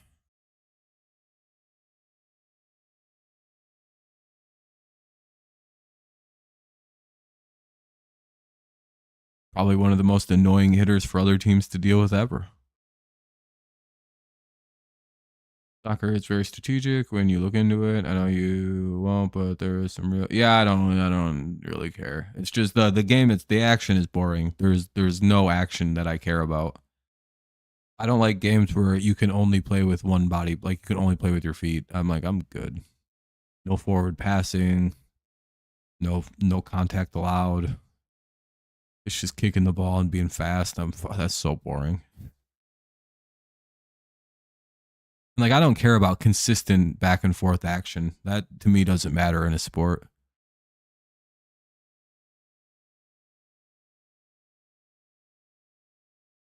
I call it action per minute, and those sports deliver very low APM or APM or APP action per play. The average soccer play is someone kicking the ball down the net.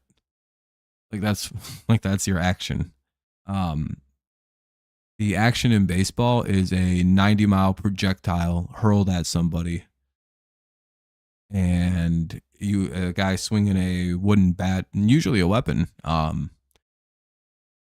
It's a lot of action per play. It's a very dangerous amount of action per play. I don't know. I just have a feel like soccer is because of the low scoring means every goal means so much. Yeah, I'm sure people like soccer. It's just I don't find any excitement to it.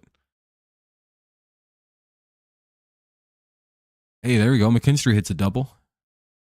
Pretty much everybody but Urshela has a hit today. Here's Rogers with the runner at second, one away. Tigers up to 11 hits. You're going to a Patriots Dolphins game in week 12. Sweet, you get to watch. You'll probably get to watch Drake May play then. The future owner of the Dolphins.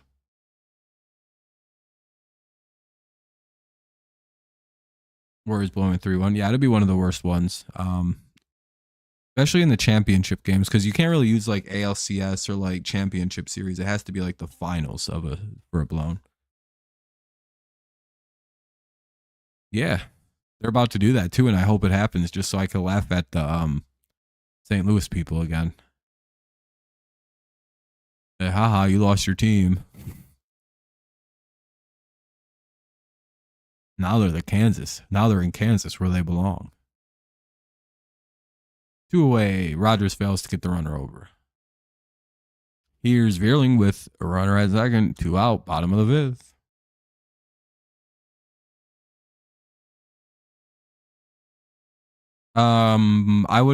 I would prefer to keep him, but if we got a good enough offer, I would trade him. Because again, he's 27, has trouble pitching to right-handed batters. Couple arm surgeries. You know what I mean? You could see the argument. If somebody really wants him, it offers a good deal. Soccer team was in 7th out of 24. They hired a new head coach for publicity, then fell to 22nd. Damn. That sucks. There's like, you're not good enough. Goodbye. Birmingham City. Damn.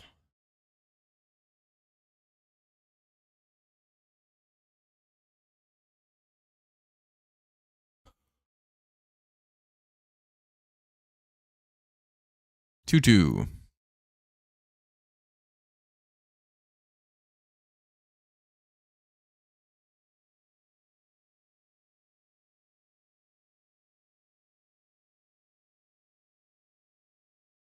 I don't think it's a big deal. If the team knew and everybody knew, then it's not a big deal. It's pretty typical, but from what I looked into, this is like the only thing he missed all off season, so it's kind of being overblown. 3-2. I don't think his teammates seem that bothered by it, so seems like more of a media big deal. Rodgers is the only quarterback that missed training camp or mini camp, so take of that what you will. Matt Vierling strikes out. We'll head to the top of the sixth. Tigers hold on strong. It's 9-0. Take of it what you will.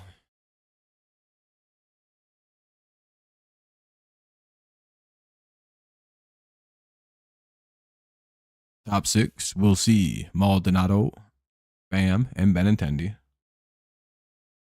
Yeah, New York media is more of the problem there than. Sounds like Rodgers had an out of country trip planned.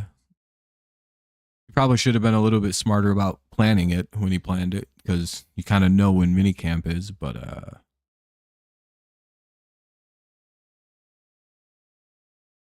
Mara, is he a bad guy? Oh, because he beat up them people in fucking Vegas.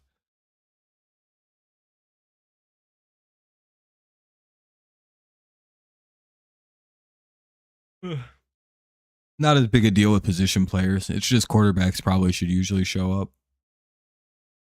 But no, most of these are not mandatory. Or if it is, it's not a big deal if you have to miss it. It's mini camp. It's mainly for rookies.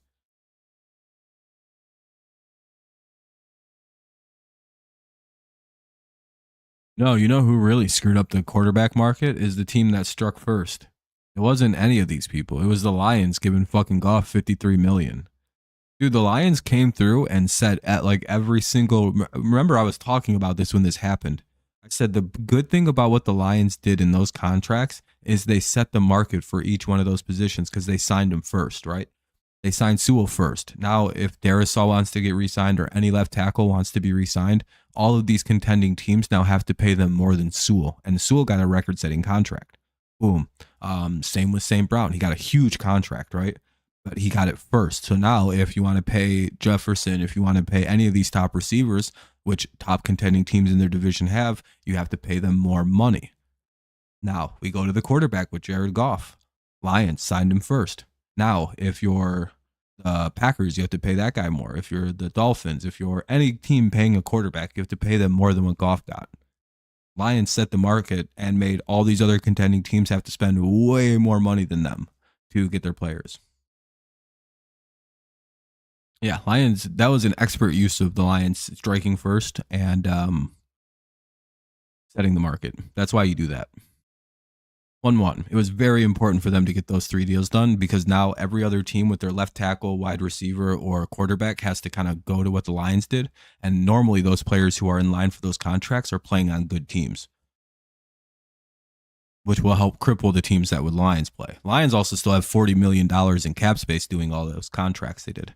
They signed them very intelligently, pushed all the money back to 2026, and now they have $40 million. Still make a move. Justin Simmons, Xavier Howard. Why not? Justin Simmons is. I have a feeling Justin Simmons winds up in Detroit before the season starts, but we'll see about all that. You guys got Jalen handled. Tyreek will probably get real for like 57, 58 million. But yeah, the NFL does want to do a salary cap. They want to do like a separate money for QBs, which is bullshit. Instead of that, why not just go to, hold on, luxury tax? 1-1 count here on Bam. Top of the order here with 1 away.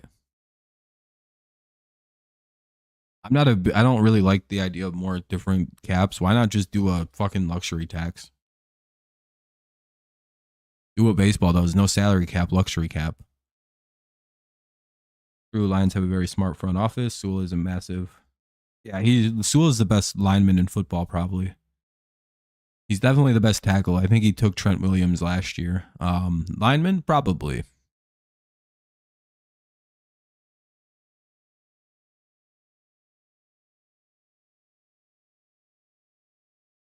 Yeah, Lions have nothing to be worried about. Chicago's a year or two away from being a problem. Minnesota's a year or two away from being good again. The Packers are right there, but the Lions are a better football team than the Packers. The Packers could sweep them in both games, beat them 0-2 or 2-0. But I think the Lions will win more of their games than the Packers will. The Lions are a team with very few mistakes. Yeah. Yeah, getting Waddle's contract done was big, but I hopefully Tyreek doesn't want too much more money. I heard he wants an extension, which is weird because Hill was saying he was done after this deal, or he just wants more money.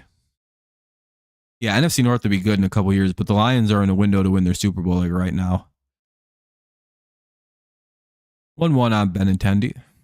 Nice play by Urshela to get that second out, by the way.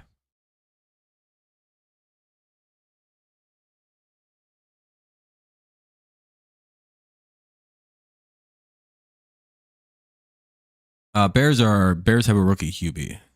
2-1. The most that'll happen is they'll probably be a wild card team and then fail out like the Texans. The Texans are about the best case scenario for a rookie QB. That's usually what happens. You don't usually see rookies do stuff like that.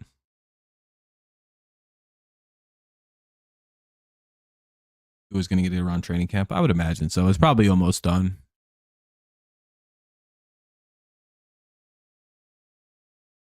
Seems the team's very gung ho on paying Tua. So, bottom six. Tigers get him again. Man,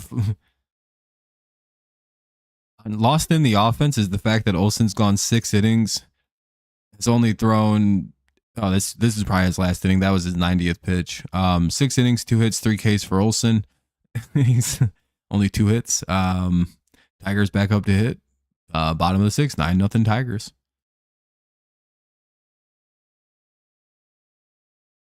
Maybe.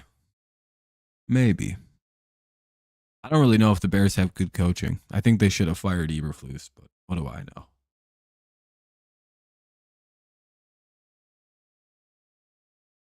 Maybe he's a good coach. And I don't know ball. I don't know.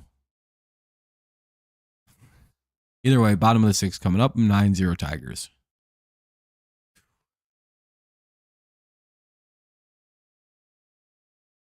Tigers are getting their revenge today, even though we haven't done anything since the 2nd inning. No one's really done anything. It's just been a bunch of outs. Well, actually, Tigers loaded up the bases like in the 4th or something.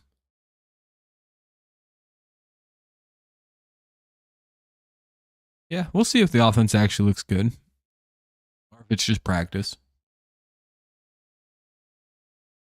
DeAndre Swift is on the Bears, and I'm telling you, he is still really good. Yeah, he's good if he goes around, right? Oh, the defensive adjustment. Corey Jolks is going to replace Pham. Yeah, Dak wants a 60 million plus contract. He wants to be the highest paid QB, which is hilarious. I say they do it. I'm very pro pay Dak. But Swift on the Bears, the line isn't great, and Swift can't run up the middle. So we'll see how that all works.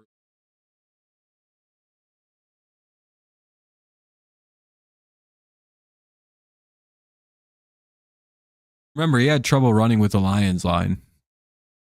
And the Lions have literally one of the easiest lines in the NFL to run with. And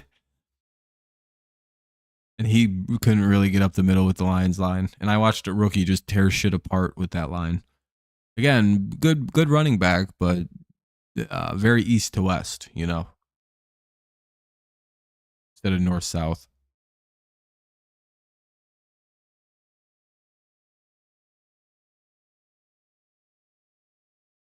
I'm guessing 58 for Tua.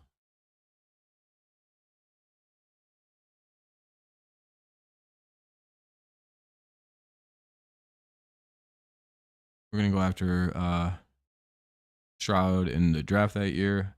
Yeah, I'm glad they stuck with Goff. Goff gets a really unfair rap. He's a very young QB for as much as he's played. Yep, one of the most even trades in league history was the Rams for the Rams Lions trade. I don't know if he's been screwed. How'd the Lions screw Swift? They gave him a shitload of carries and he got hurt.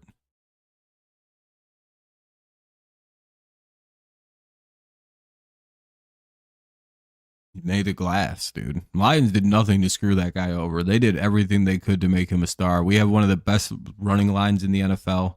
He was running behind the Lions line. How was he screwed at all? Literally like the number one run blocking line in the NFL. It's not the Lions' fault he refused to run up the middle. Because every time he did, he get hurt. And he got hurt on the Eagles too almost, didn't he? The Rams had no, I think he played the whole year in Philly, which was good. Yeah, great running back. No one says Swift isn't a great running back. He's just made of glass, dude. The Rams have the upper hand right now since they won the Super Bowl. Yeah, but the Lions built a whole built a super core of players off that draft. They're off that trade. 2-2. And they walked it, or it was 3-2. That'd be ball four. 1 on, 1 out for Mark Canna. 28 carries, 175, a TD against the Vikings last year, 6.2 per carry. Nice. Andy Ibanez will hit for Mark Canna, as the Tigers are going to bring in some of the backups as we get later into the game of a blowout. I may only watch 7 innings of this game. I'm going to be real honest with you guys. If teams are starting to bring up like backup guys and shit like that, this game is fucking over.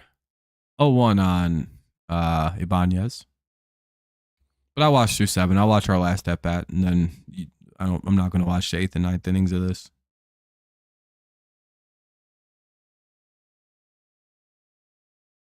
I'll watch the Tigers win in a blowout a little longer than I will watch them lose a blowout. Good for a while, and then eventually, Stephon Diggs will take over.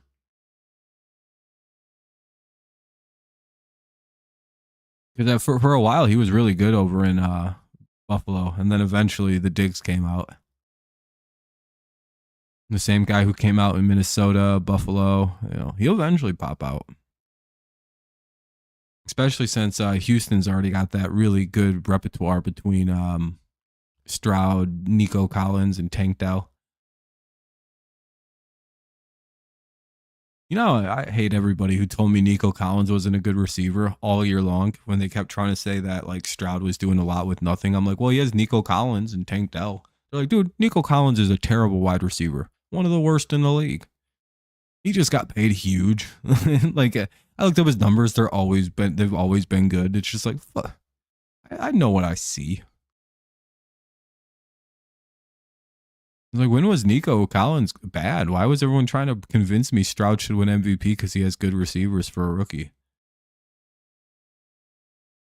Nicholas, you have to remember last year me getting into numerous arguments, not with you, but like me arguing this with like people like Ven about why Stroud shouldn't win MVPs because he's got weapons, and everyone's like who? And I'm like Tank Dell, Nico Collins.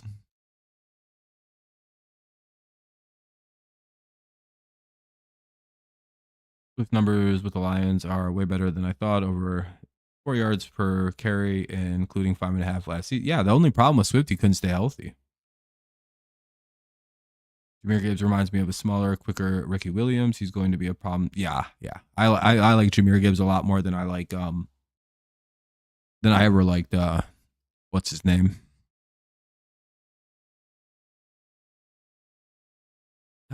Ricky Williams is a good one.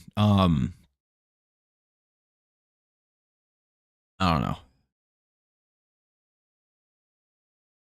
That's pretty good. I get a lot of Alvin Kamara from him as well. He's probably top 10. Or just outside of top 15. Or outside of top 10, like top 11. Here's Perez with 2 out and a runner at first. Ibanez struck out. 2-1.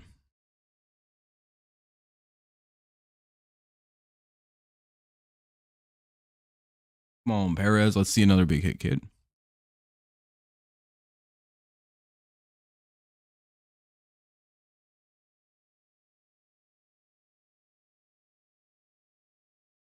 Hmm. 3-1.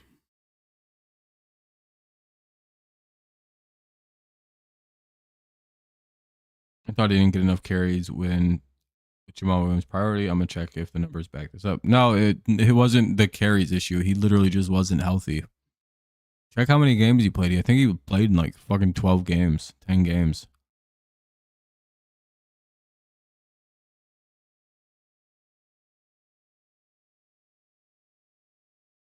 Reason the Lions replaced him.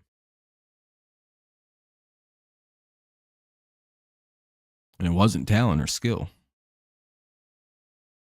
The best ability is availability, so.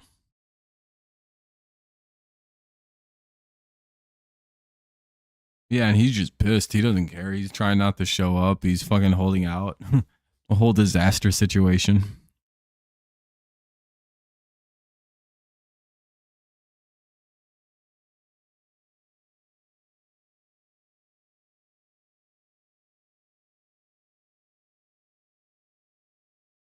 Yeah. Quite a few games missed. For a running back, that's a lot of games missed, isn't it? So 3 games, 3 games. I think 3 games. So he's missing almost a quarter of the season every year. You know, out of 17 games, if you're missing 3, that's a good chunk of games. Especially because you like need those players. You know. Hey, Perez gets another hit. Here's Urshela. He's the only one in the lineup without a hit, except for the pinch hitting Ibanez. Only starter without a hit yet. Fouled it away. It's 1-2. Let's hope he picks one up. Yeah. Little bloop single. What's up, Trey? Congrats on your team being back. You're welcome. We brought you guys back from the dead. Our 13 run ass beating against you guys revived your season. You're welcome.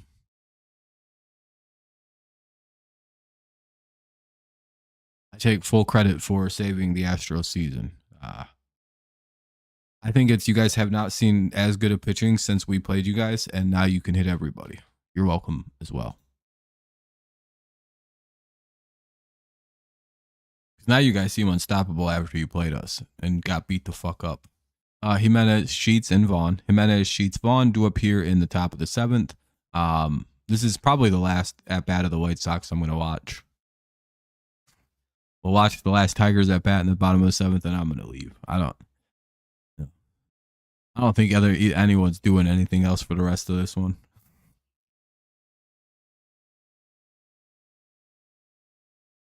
Only person who won't get a hit.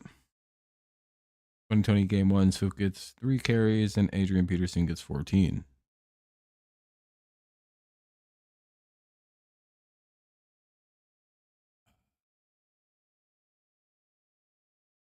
Dude, Swift is injury prone. That's the problem. He gets hurt, and you can only give him so many carries. He doesn't run up the middle. You're never going to convince me he's a better running. Look, I don't even know what you're trying to convince me of. That he's a good running back. Yeah, I already know that. I already think that. What are you trying to convince me of with this? That the Lions should have kept him? No, they shouldn't have. They're much better off with Jahmyr Gibbs and Montgomery. Not really even a discussion.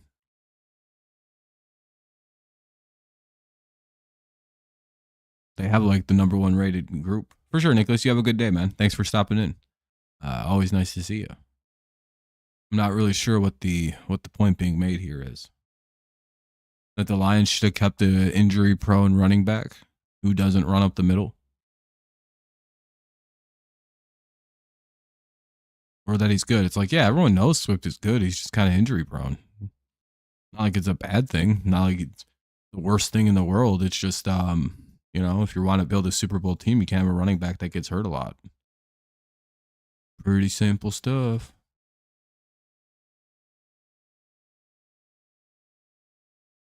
Ball 1. I just went out. Oh, well. Ball 1 to Jimenez. Strike 1. Olsen back out to work here in the top of the 7th. This should be his last batter. He's at 90 some odd pitches right now. 91. Sheesh.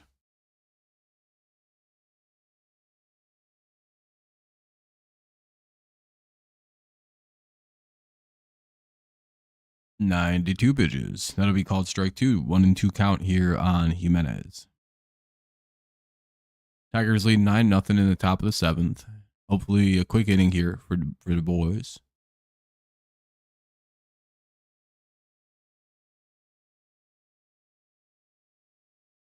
Damn it. That's going to be a double for Jimenez. They probably left Olsen in way too long. Oh, just a single. Okay. Here's Ben Sheets now with a runner at first, nobody out. Maybe a pitching change.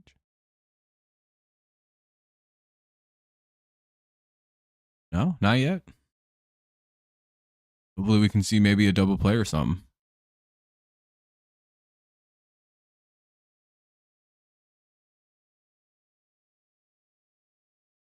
Nope, and that's back-to-back hits for the White Sox. Probably should pull the pitcher. That'll be a double. Yeah, I don't know. Not really sure why they did that to Olsen here today. Just left him out there way too long.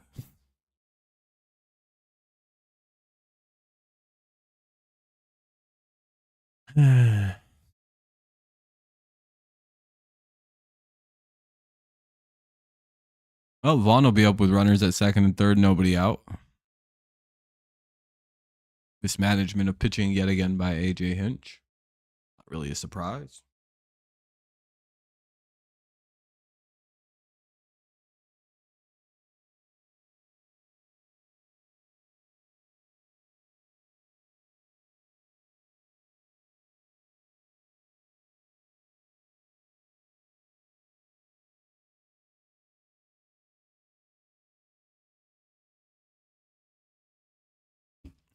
What are we doing? Are they leaving him in there? Yeah, I don't know why they. Ball 1. I'm pretty sure everyone knows how good Swift is.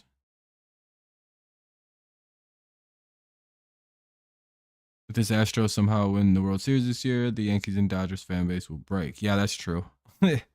That's true, Trey.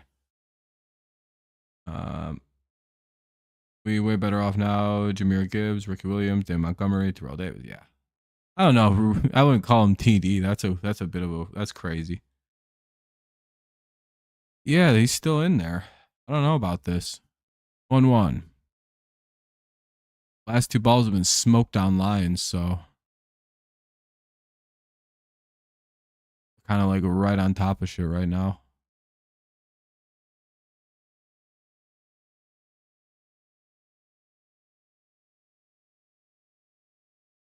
I think they got it out without a run scoring somehow. They did. Popped out. 1 away. Now I think there's going to be a pitching change.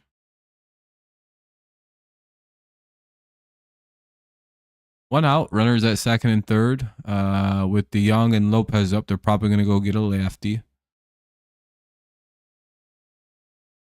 Oh, Will Vestal coming to pitch.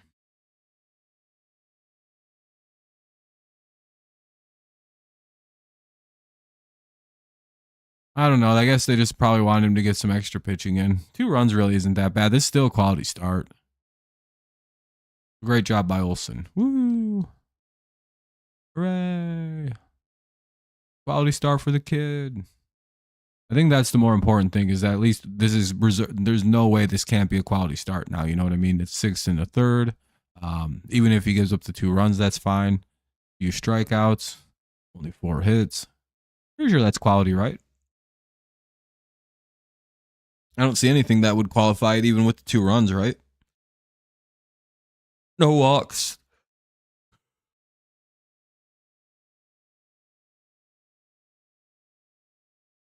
Pissed off. Nothing wrong with being pissed off. You do that should be 2 free RBIs. If you don't get mad about popping up with 2 RBIs at second and third, and it's, you know what I mean.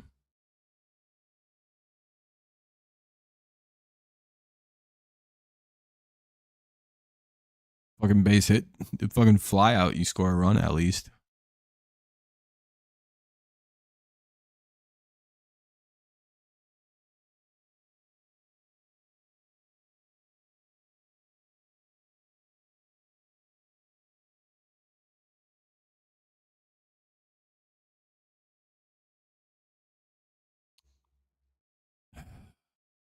I hate pitching changes in the middle of an inning. You know what would be really funny is if there was a like a fly out and then we got them doubled up at home.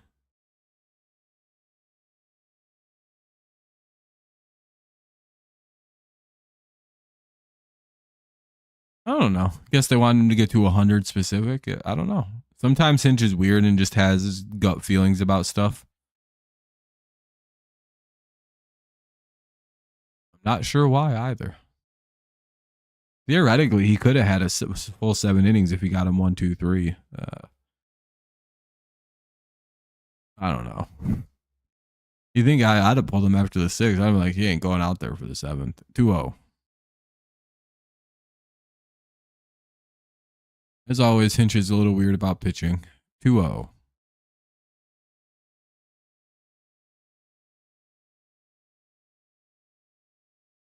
Two one.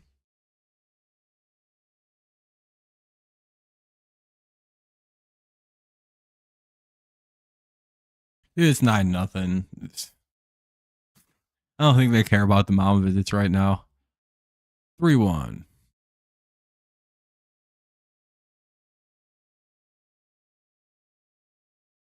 There is an art to pitching in a blowout, so it could have just been giving Olsen some much needed practice with a lead. 3-2.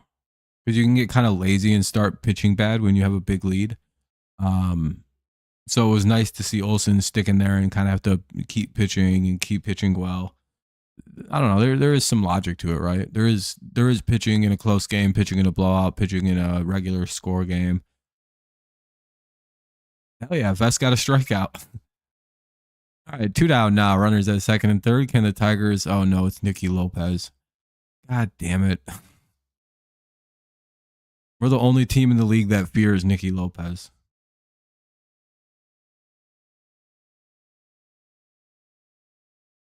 I've seen unspeakable things, but that thing, it's just a picture of Nicky Lopez. It scares me.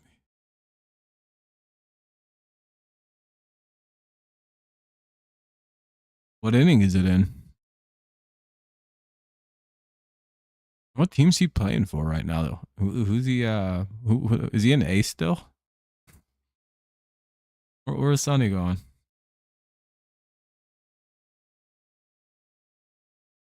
1-1. Need a big pitch. 7th. Oh shit, he's in. That's perfecto land.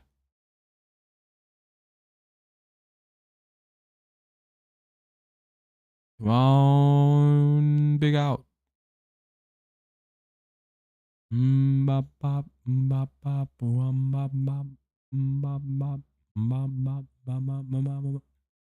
no! I don't get 2 runs in. Damn it! It's always fucking Nicky Lopez. Did they get him at second at least? Nope. 2-run double. 9-2. Tigers lead.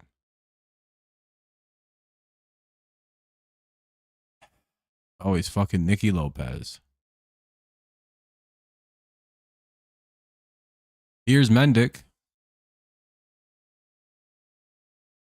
Well, Reese's final line, then 6 1/3, 2 hits, or 2 runs, 2 earned, 4 hits, 4 Ks, or 3 Ks. He's for the Cardinals. Oh, shit. I didn't know he was out in St. Louis. 1-1.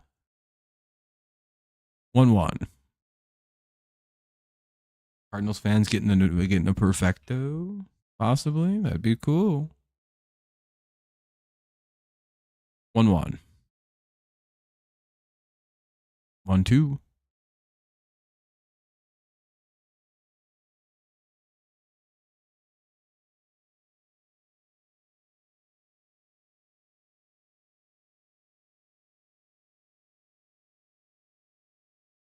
Wait, the perfecto's gone. Damn, we jinxed it. Danny, you came right in and jinxed it.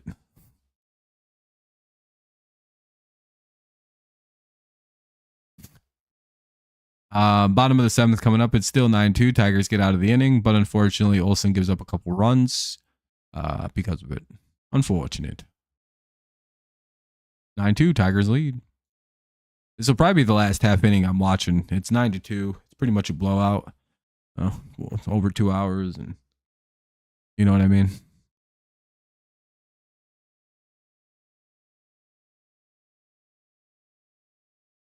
It's only 7th. Well, that's pretty close. That's when it counts as a no hitter. You know, after you get through 6 innings, that's when it's technically you're in the watch area.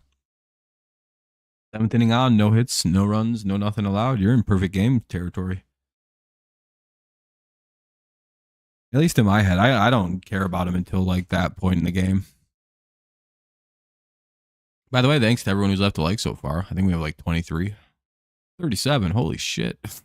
Appreciate you guys. Good looking out. Fun stream. A lot of big W's.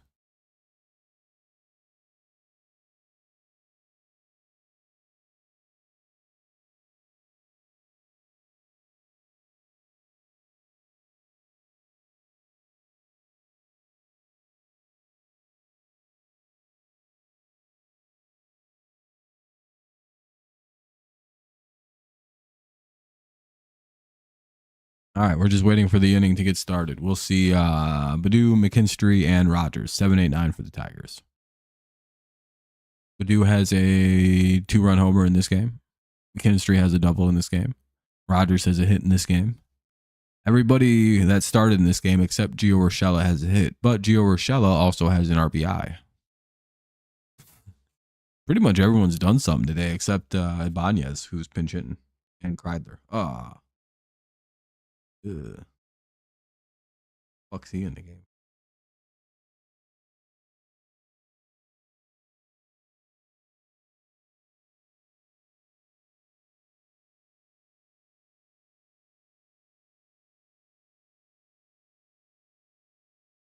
Yeah, Philly's got Soto. Yeah, he's the accuracy issues are still a problem. He can't seem to get those under control. One of the rare wins for Detroit getting out of something. At least in my opinion, a rare win for the Tigers on that. I really like Soto. I was very apprehensive about letting him go.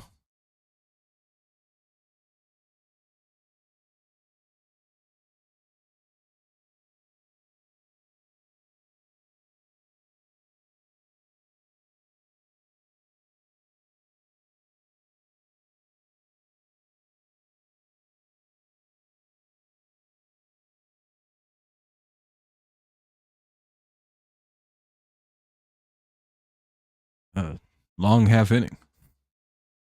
All right, here's Badu against Cole. Yep, we're at home, and then we go on the road for a while. And we go on like a 3-city road trip. Or yeah. 3 at home, then we go to California and shit like that. My birthday's in 4 days. Sheesh. What's up, Curtis? Pretty crazy.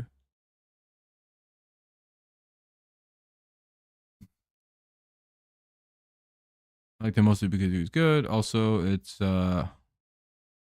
yeah. I like Soto. I did like Soto. I thought he had a lot of potential, but the accuracy issues just couldn't come together. Hard throwing lefties are a dime a dozen, so BBQ, hell yeah. Good day to barbecue. Not super hot. Seems like the weather's not too terrible. Tigers are up 9-2. Good day. Sunday. Just about a week away from the 4th. Pretty good times.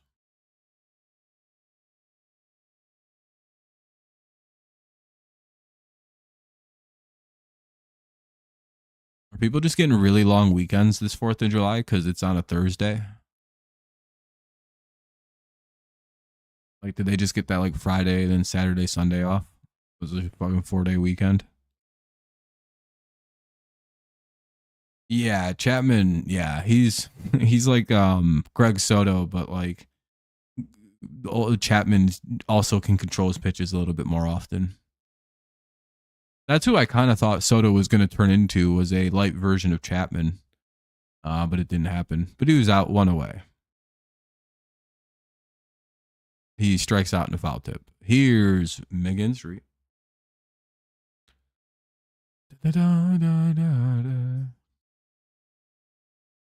Again, I'm gonna get out of here after this happening. Let me go look at something. When the Tigers schedule. Lee will be live for tomorrow's game. What time is that shit? 6:40? Hell yeah. We'll be live for probably this whole series. Maybe these. I may. Oh, those Angels games all start late. I hate late games.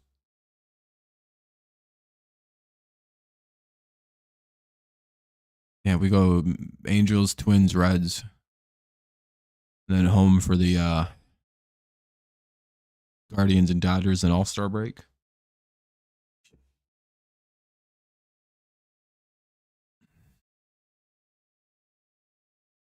Yeah, but the fear of those hard throwers who also walk a lot is it's not just like the fear of them throwing hard. It's the fact that they can't control it that adds extra like tension for the batter in the box. They're also like afraid for their lives. 2-2. So that kind of adds that like extra tension when with a pitcher like Soto or Chapman. 3-2.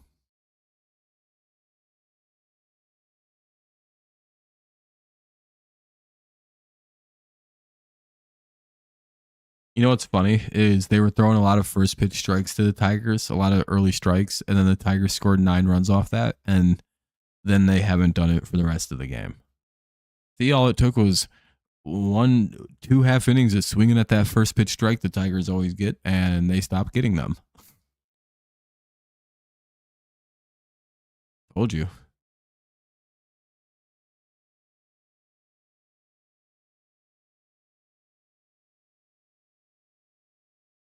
Oh, McKinstry just homered. Holy shit, it's 10-2. Jesus Christ. You know it's a crazy game when Zach McKinstry's hitting bombs. The rarest of homers, the McKinstry bomb happens, and now Tigers take a run back. It's 10-2. All the momentum the White Sox had just gained from that last half inning is just gone. It just evaporated. It just went.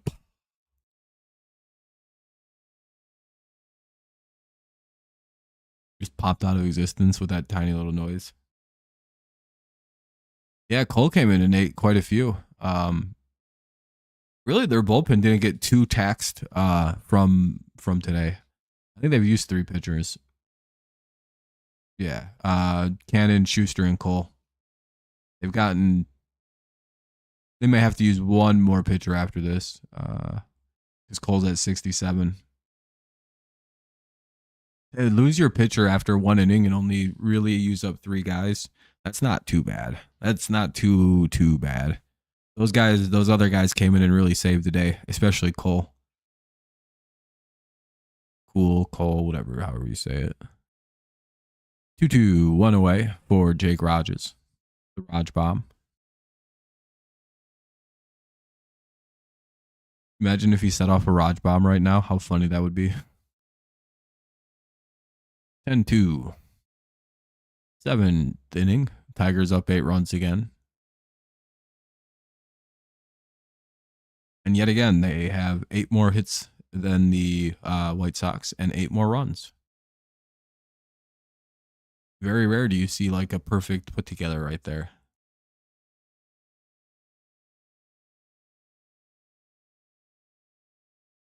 And then if you add it all together, it equals a perfect 30.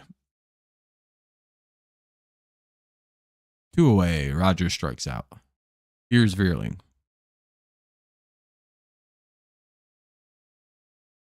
+10 + 13 is 23, and 2 + 5 is 7. The 30. It's a bunch of nice even numbers with the 10-2 and 13 and 5. Bunch of real nice numbers.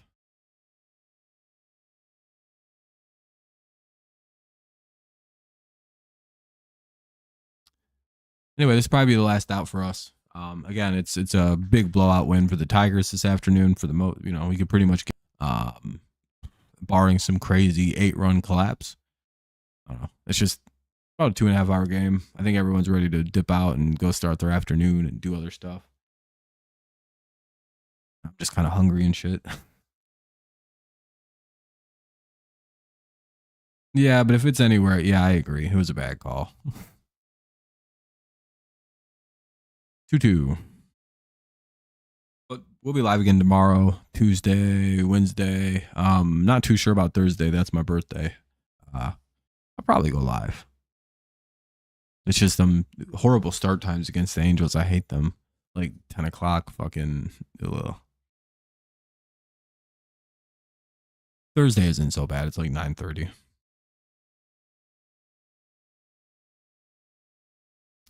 But again, I appreciate everyone who tuned in. Thanks for all the likes and everything. It was a fun day so far. It was nice to finally see a win. Nice to see us score some fucking runs. Hopefully this isn't all the runs we score for the week and we get shut out 3 times in a row coming up. But hey, look at that. We win a series too, right? We go to 36 and 41. We're only 5 under. Not too bad. All right, that'll be the last out of this game that I'm going to watch. Mainly just because it's about to be the 8th inning. There's fucking 9 outs left to be watched, most likely. So, fun series. It looks like our offense woke up at the end. We'll see if that kind of carries through, and maybe the next series we score consistently. Don't even really care if we win any of these games, though I would like to. I just more am concerned if the Tigers can score and everything like that. That's pretty much also gliding. I think everyone's pretty checked out. Everyone's like grilling or eating or doing something else. Kind of just here out of necessity because we're doing good. And I appreciate everyone who tuned in. Hopefully you guys have a good rest of your day. Again, we'll be live again tomorrow. More Tigers coverage and yada, yada, yada. Anyone got anything important? Otherwise, I'm leaving.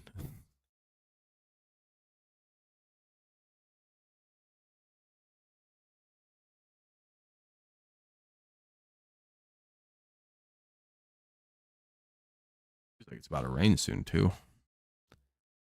Well, if not, peace out, everybody. Hopefully you guys have a good rest of your afternoon, then your night, then your day, whatever, however you want to call it.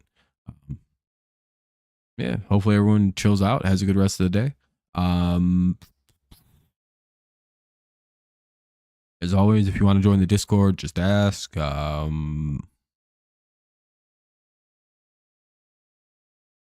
That's pretty much it. Thanks for the likes. Tigers are back on top. We may be heading to the World Series. Really one of the better teams in baseball again. Good to see Reese Olson have a good game. Yeah, overall just a good game. Riley Green hit a homer, Badu hit a homer, McKinstry homered, Colt Keith his first homer as at Comerica, which is pretty cool. So pretty cool game. All right, have a good night, everyone. Peace out. Go Lions, go Patriots, and of course, as always, go Tigers, especially when they win like today.